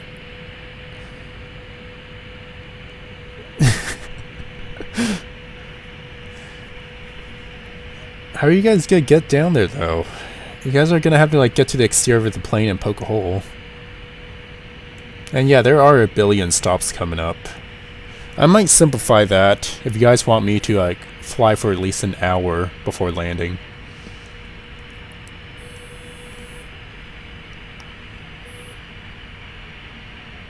And yeah, this will be the last stop for the day. Because we have been streaming 3 hours now? Yeah, it's already 3 hours right now. Oh, you already poked a hole? Well, okay. You know, clearly it's not big enough. You might need to poke a few more. His Nether Fortress sucks. Why? Oh, okay, there aren't any chests. Yeah, that would suck. I usually go for dungeons instead. The classic way. Like, my method is just basically going to the desert and seeing if there's any, like, surface dungeons. They're usually pretty easy to spot. It's like a rectangular hole in the sand all of a sudden. I love it when I find those. Basically, anything I can find in the overworld and daylight is usually is the stuff I go for. Quick and easy.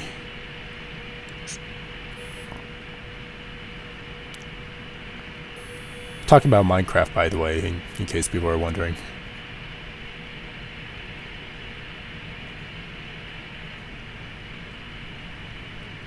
And I usually just, like, turn the dungeons into, like, a conveyor belt, like a grinding machine. You know, free bone meal and what kind of dungeons are there? There's ones for spiders, for skellies and zombies, but no creepers, right? I haven't seen a creeper dungeon before.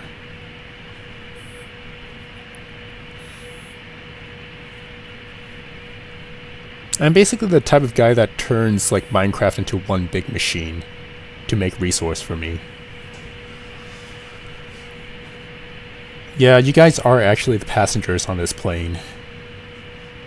So, if we crash, you know, rest in peace.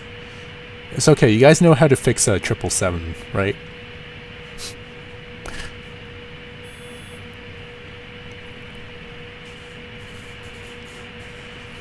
There's a chance we won't make it this time. Okay, I think we need to start descending again. Yeah, 80 nautical miles. Let's go.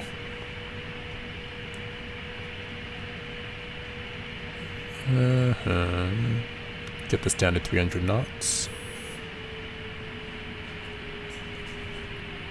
Oh, blaze spawn is nice.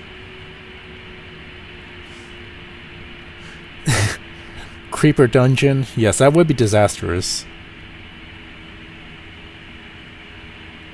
Of course, not if it's a surface dungeon. Then it'll be all fine. Oh no, I just got a notification that my printer ink cartridges have expired. Oh well. Yeah. I can see creeper dungeons not being a thing. They do have creeper spawners, if I remember correctly. Like in creative mode, you can create a creeper dungeon.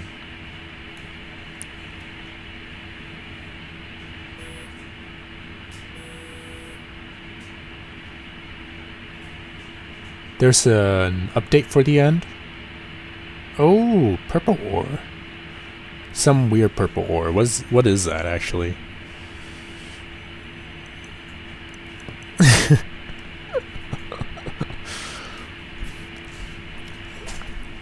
Hey, technically we blew up our landing gear this time as well. 500 feet per minute is... It's not a crash, but it is bad. I do believe that the 777 is capable of taking up to about 1,000 feet per minute, though. Endstone. Okay. Endstone, or whatever it's called.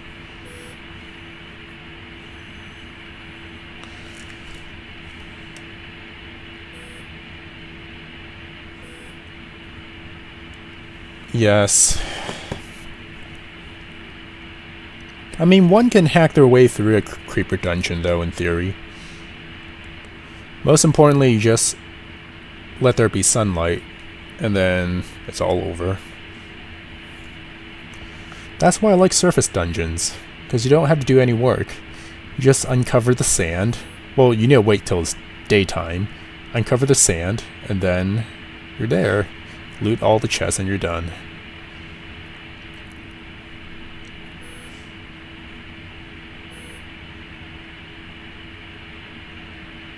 We need a cave update. Caves have been pretty standard since I don't know when.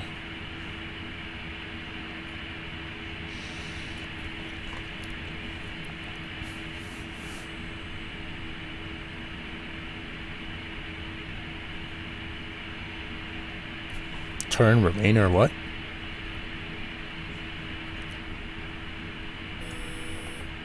$50 nautical miles away. We might need to descend a little bit quicker.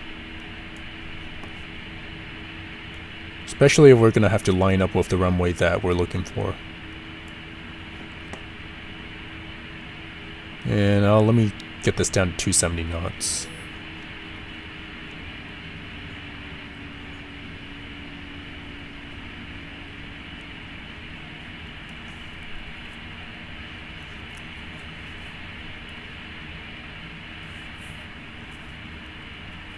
Basically never changed. Yeah. The last time there's been some sort of cave update in Minecraft was like the mine shaft update. And the ravine update as well, I guess. I never like going into those mine shafts though. Whenever I spot one, I just stay away. I'm the type of guy that goes into Minecraft and puts torches everywhere. So, kind of gives you guys an idea of what I do. Like every 5 blocks, I just put down one torch. I also do a lot of strip mining.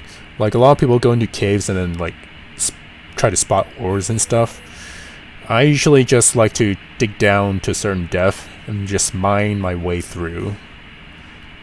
Like, create like a 3x3 block tunnel, basically, for however long.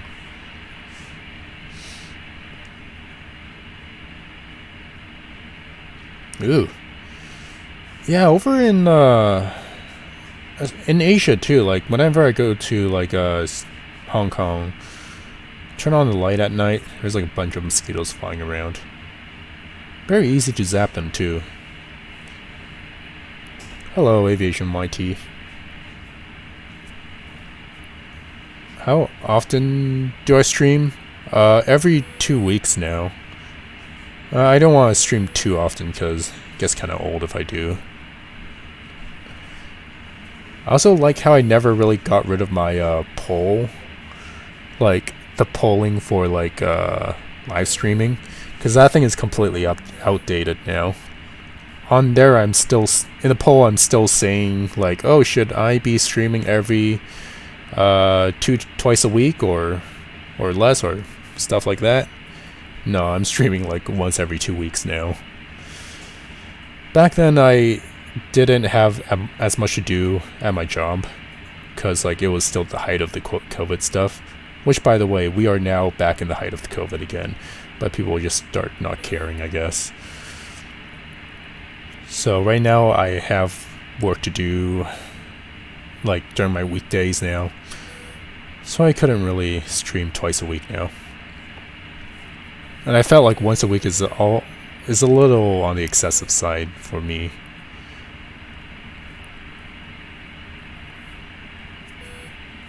You're scared? Yeah. Now don't worry. Just how about this? You can just stay out of the Nether. I don't go to the Nether very often.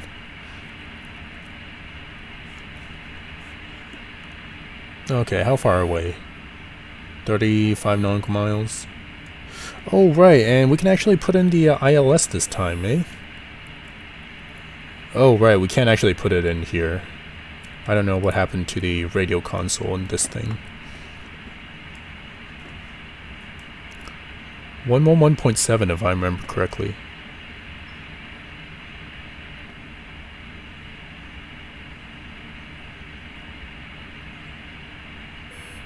Whoop.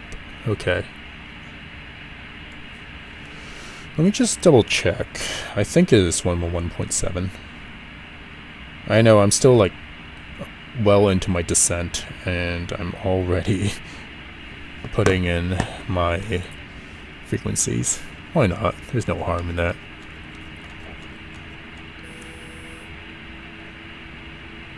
$4,000 feet, how about that? Descend down to 4,000. There you go.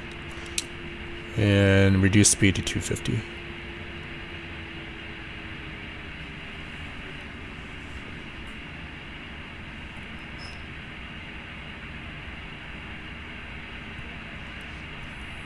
Yep, 111.7 should be the ILS.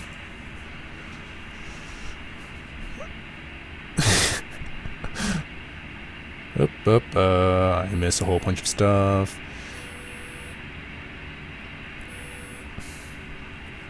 Would you do would I do a Minecraft stream? I don't know if you guys want to. I'm thinking I'm sticking with, like, Aviation, though. This is supposed to be an Aviation channel, after all. Oh, crap, I'm not descending, am I?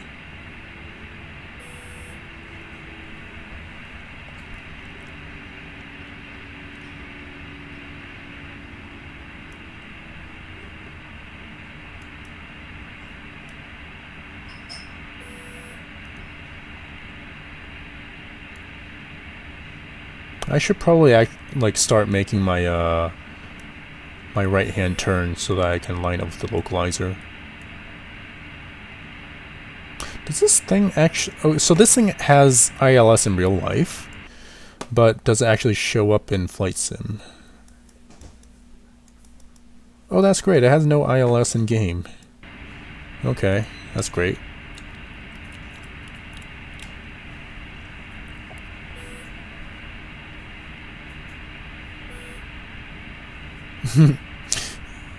Yeah. I've actually been playing a lot of GTA lately. And I would much prefer... Oh, wow. Turn off the cockpit light, I think.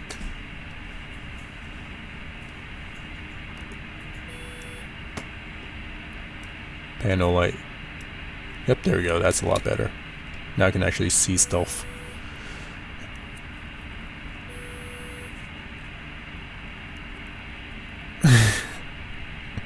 PDX Gaming Channel. I'm not sure how well that will work for me.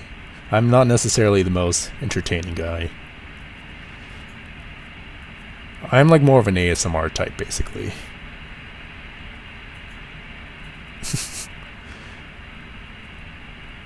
Me... No. Yeah, I say ship. Ship. The PG way is way to go. Want to Minecraft stream yourself? Yeah. Yeah, you can... I think you can do that. And you do have like a non... Oh, geez. What the heck? Why is my airspeed not going down? Crank it. There we go.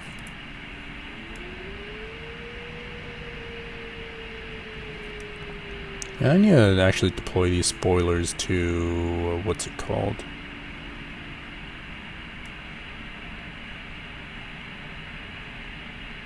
$30? 30%, yeah. Hello. You're... China boy. I'm born and raised in the US.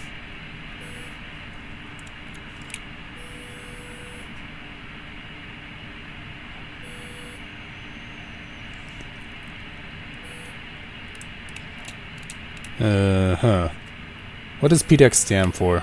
Portland Airport.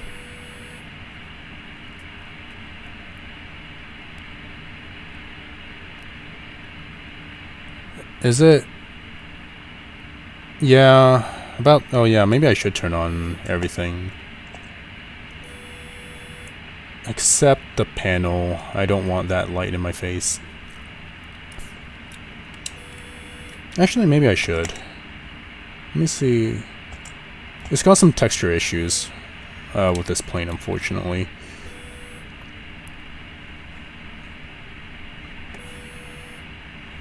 Okay, time for me to turn off nav.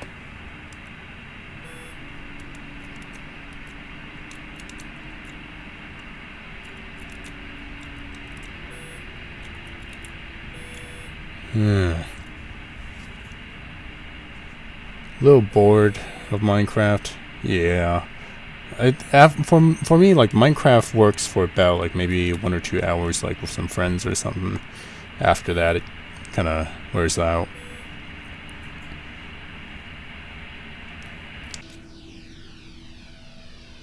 Oh, I should have turned away earlier. War Thunder? Yeah, I don't... Like, War Thunder, I can't really talk with you guys. That's a problem.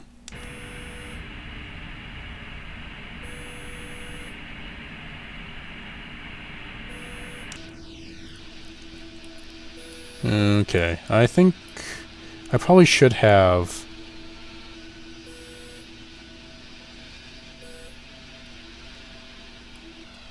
I probably should have turned earlier. You know what? I'm just gonna fly... what's this called? Right base.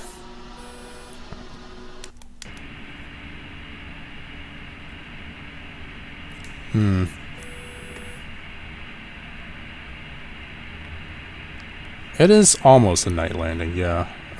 What did I say before I had... Yeah, I kind of forgot my thought. I'm saying lots of stuff, and I don't know how to, like, actually... What's it called? Was I talking about night landing? Oh no, I was talking about how I forget everything I say. I need to turn this back to... What's this called? Turn this back over to a proper downwind.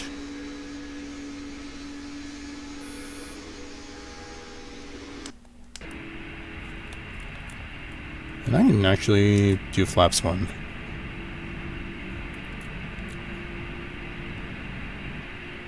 Yep.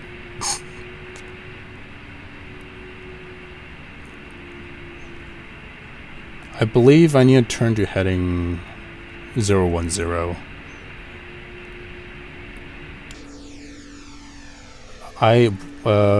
Does a similar have wing and logo lights?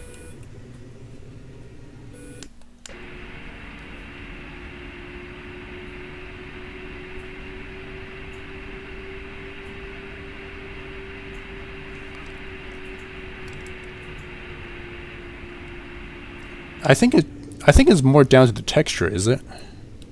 It's supposed to have logo lights, I think. ANA usually has them. I believe.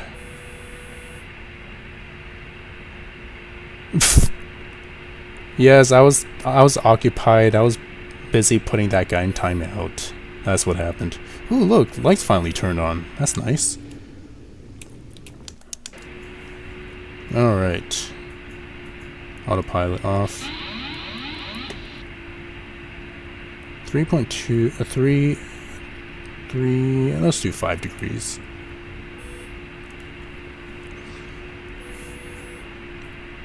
Hello.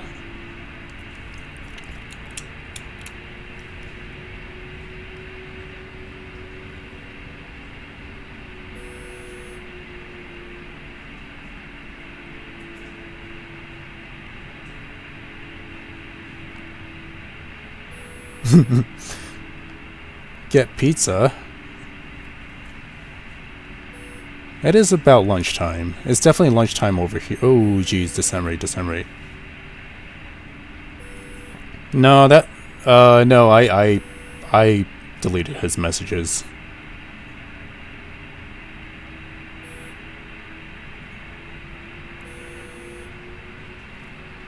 And I can put my gear down pretty soon.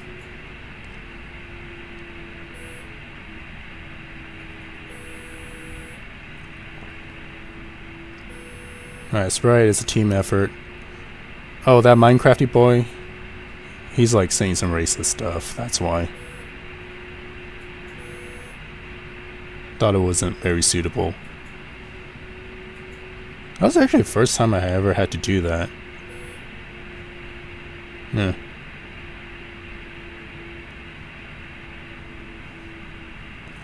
Oh, you live in Portland too, I see.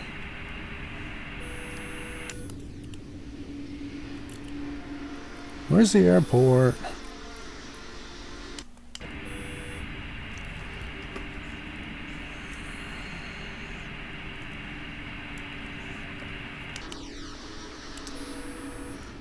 What's really concerning is that these mountains are pretty darn high.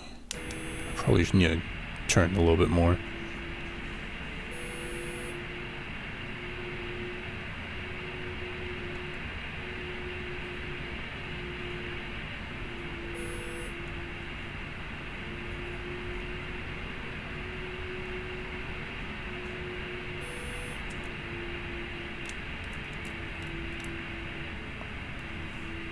Yeah, that's basically it.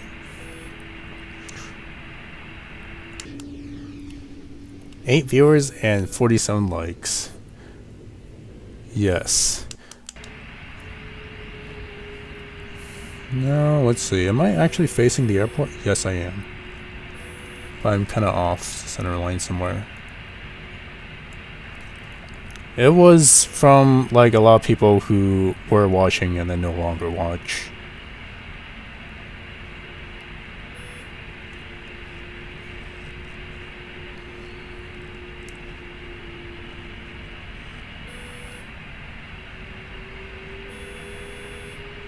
Oh, I see. My auto throttle is still on. That's why it's acting all weird. Once again, I'm still learning to fly this thing. I'm just realizing, am I hearing the plane like... Oh, thank you. keep in mind that right now there's like a lot of political stuff going around, so that's why like it might be that type of stuff.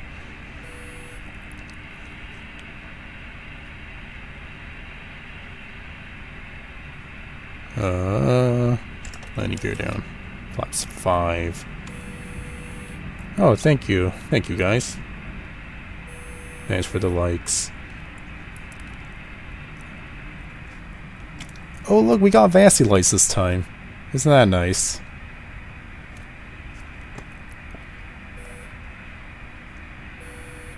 Oh, boy.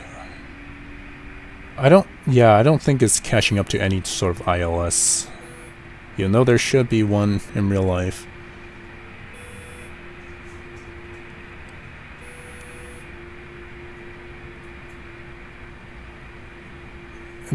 Yeah, the number of likes and dislikes are kinda... It can get a little bit spazzy. Like one time I saw there were like 4 dislikes one day, and then like the next day they updated it to only 2. So I don't know what goes on. Something with the computer system get messed up. Oh wait, that's not Vassy light, that's just approach lights. This is great. This is great. That's right, never talk about the like-dislike ratio, because then people will do something about it.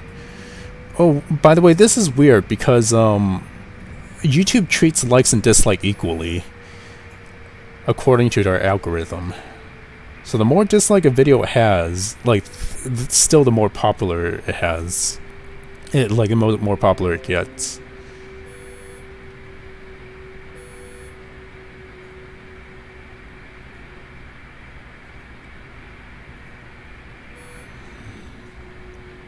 Alright. Let's see, we have flaps 20 this time. Do we forget anything else?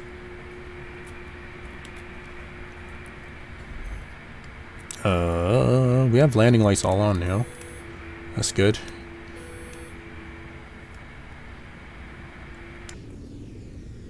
Yep, everything's on.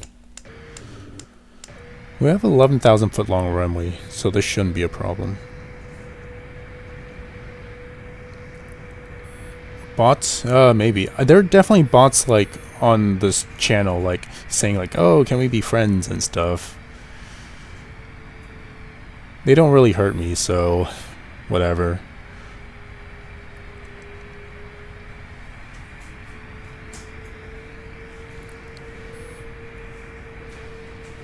Is this a narrow runway as well? Oh, geez, airspeed, airspeed.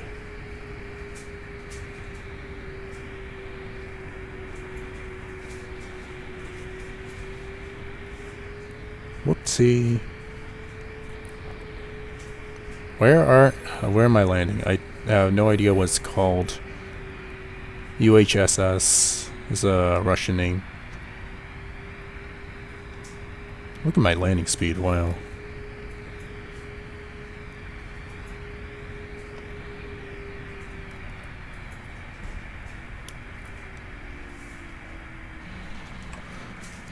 Oh, great, I can't see anything. I'm gonna turn off the intensity of the landing lights, if that's actually possible. Yeah, let me fix that. Actually, no, let's watch the landing first. Ugh.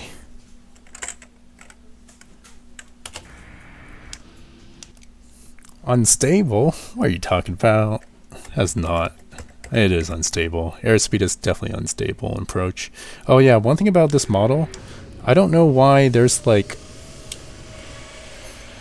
Oh, never mind. Far away there's like a light spot on the above the cockpit window for some reason.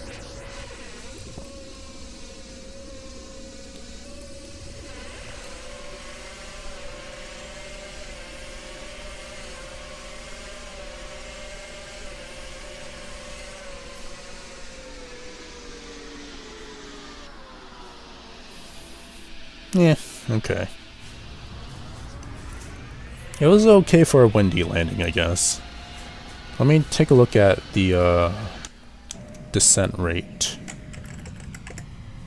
Whoopity. What was that? 40 seconds, good. Yeah.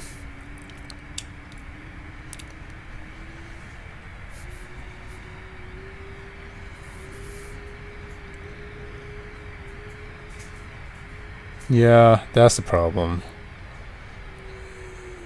Bots do tend to fool some people. Okay, that was like maybe a minus 100 feet per minute.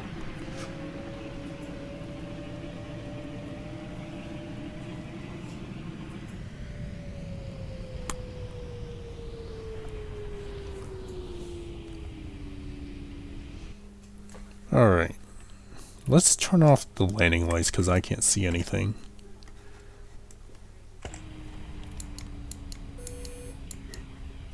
I believe there's actually a taxiway in the front, if I can actually see all this. There we go. That's a lot better.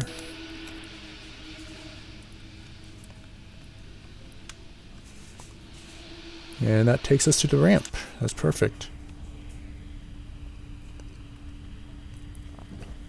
That was pretty smooth? Yeah, it was smoothish, at least for like the conditions we had.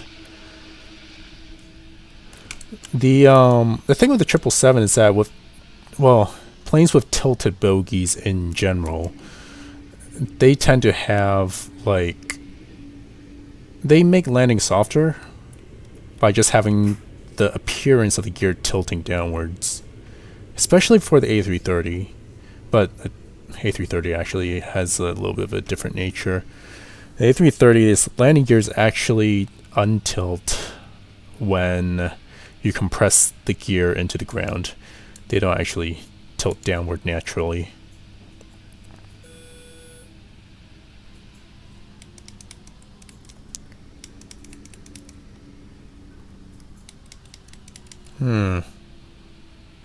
Okay, which one actually is a fuel thing?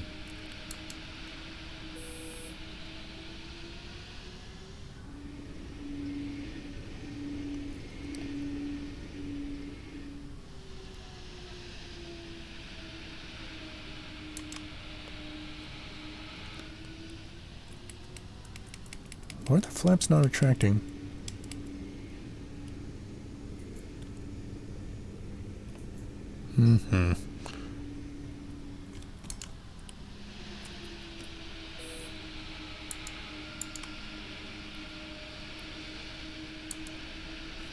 There we go. Like a glove. And blinding whoever is actually on the field stand. Parking brake? Yep, there we go. Cockpit.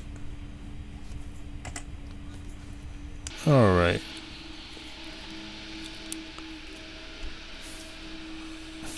And then...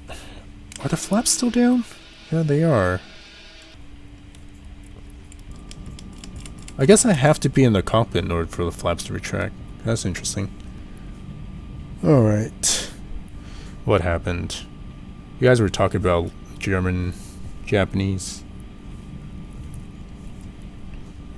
Did you have a Japanese keyboard that way?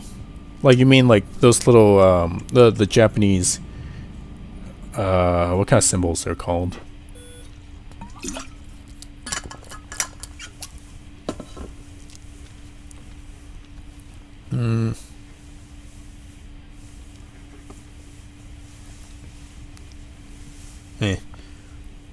Anyways, I'll shut this down.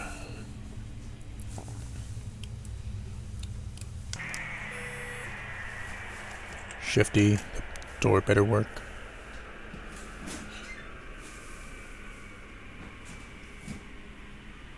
Nice. Better not retract. There we go. Well, there we have it, guys. We made it. We didn't crash today. The last landing was actually okay, I guess. Alright. Thanks for joining in again, guys. This was probably our longest stream by far. we are at 3 hours 55 minutes. Almost 4 hours. Almost. So, alright. I guess I'll see you guys in 2 weeks. And, oh, okay. That's language. Yeah, it's kind of like a little phonetic thing as well. Anyways, guys, I'll see you guys in 2 weeks. Peace.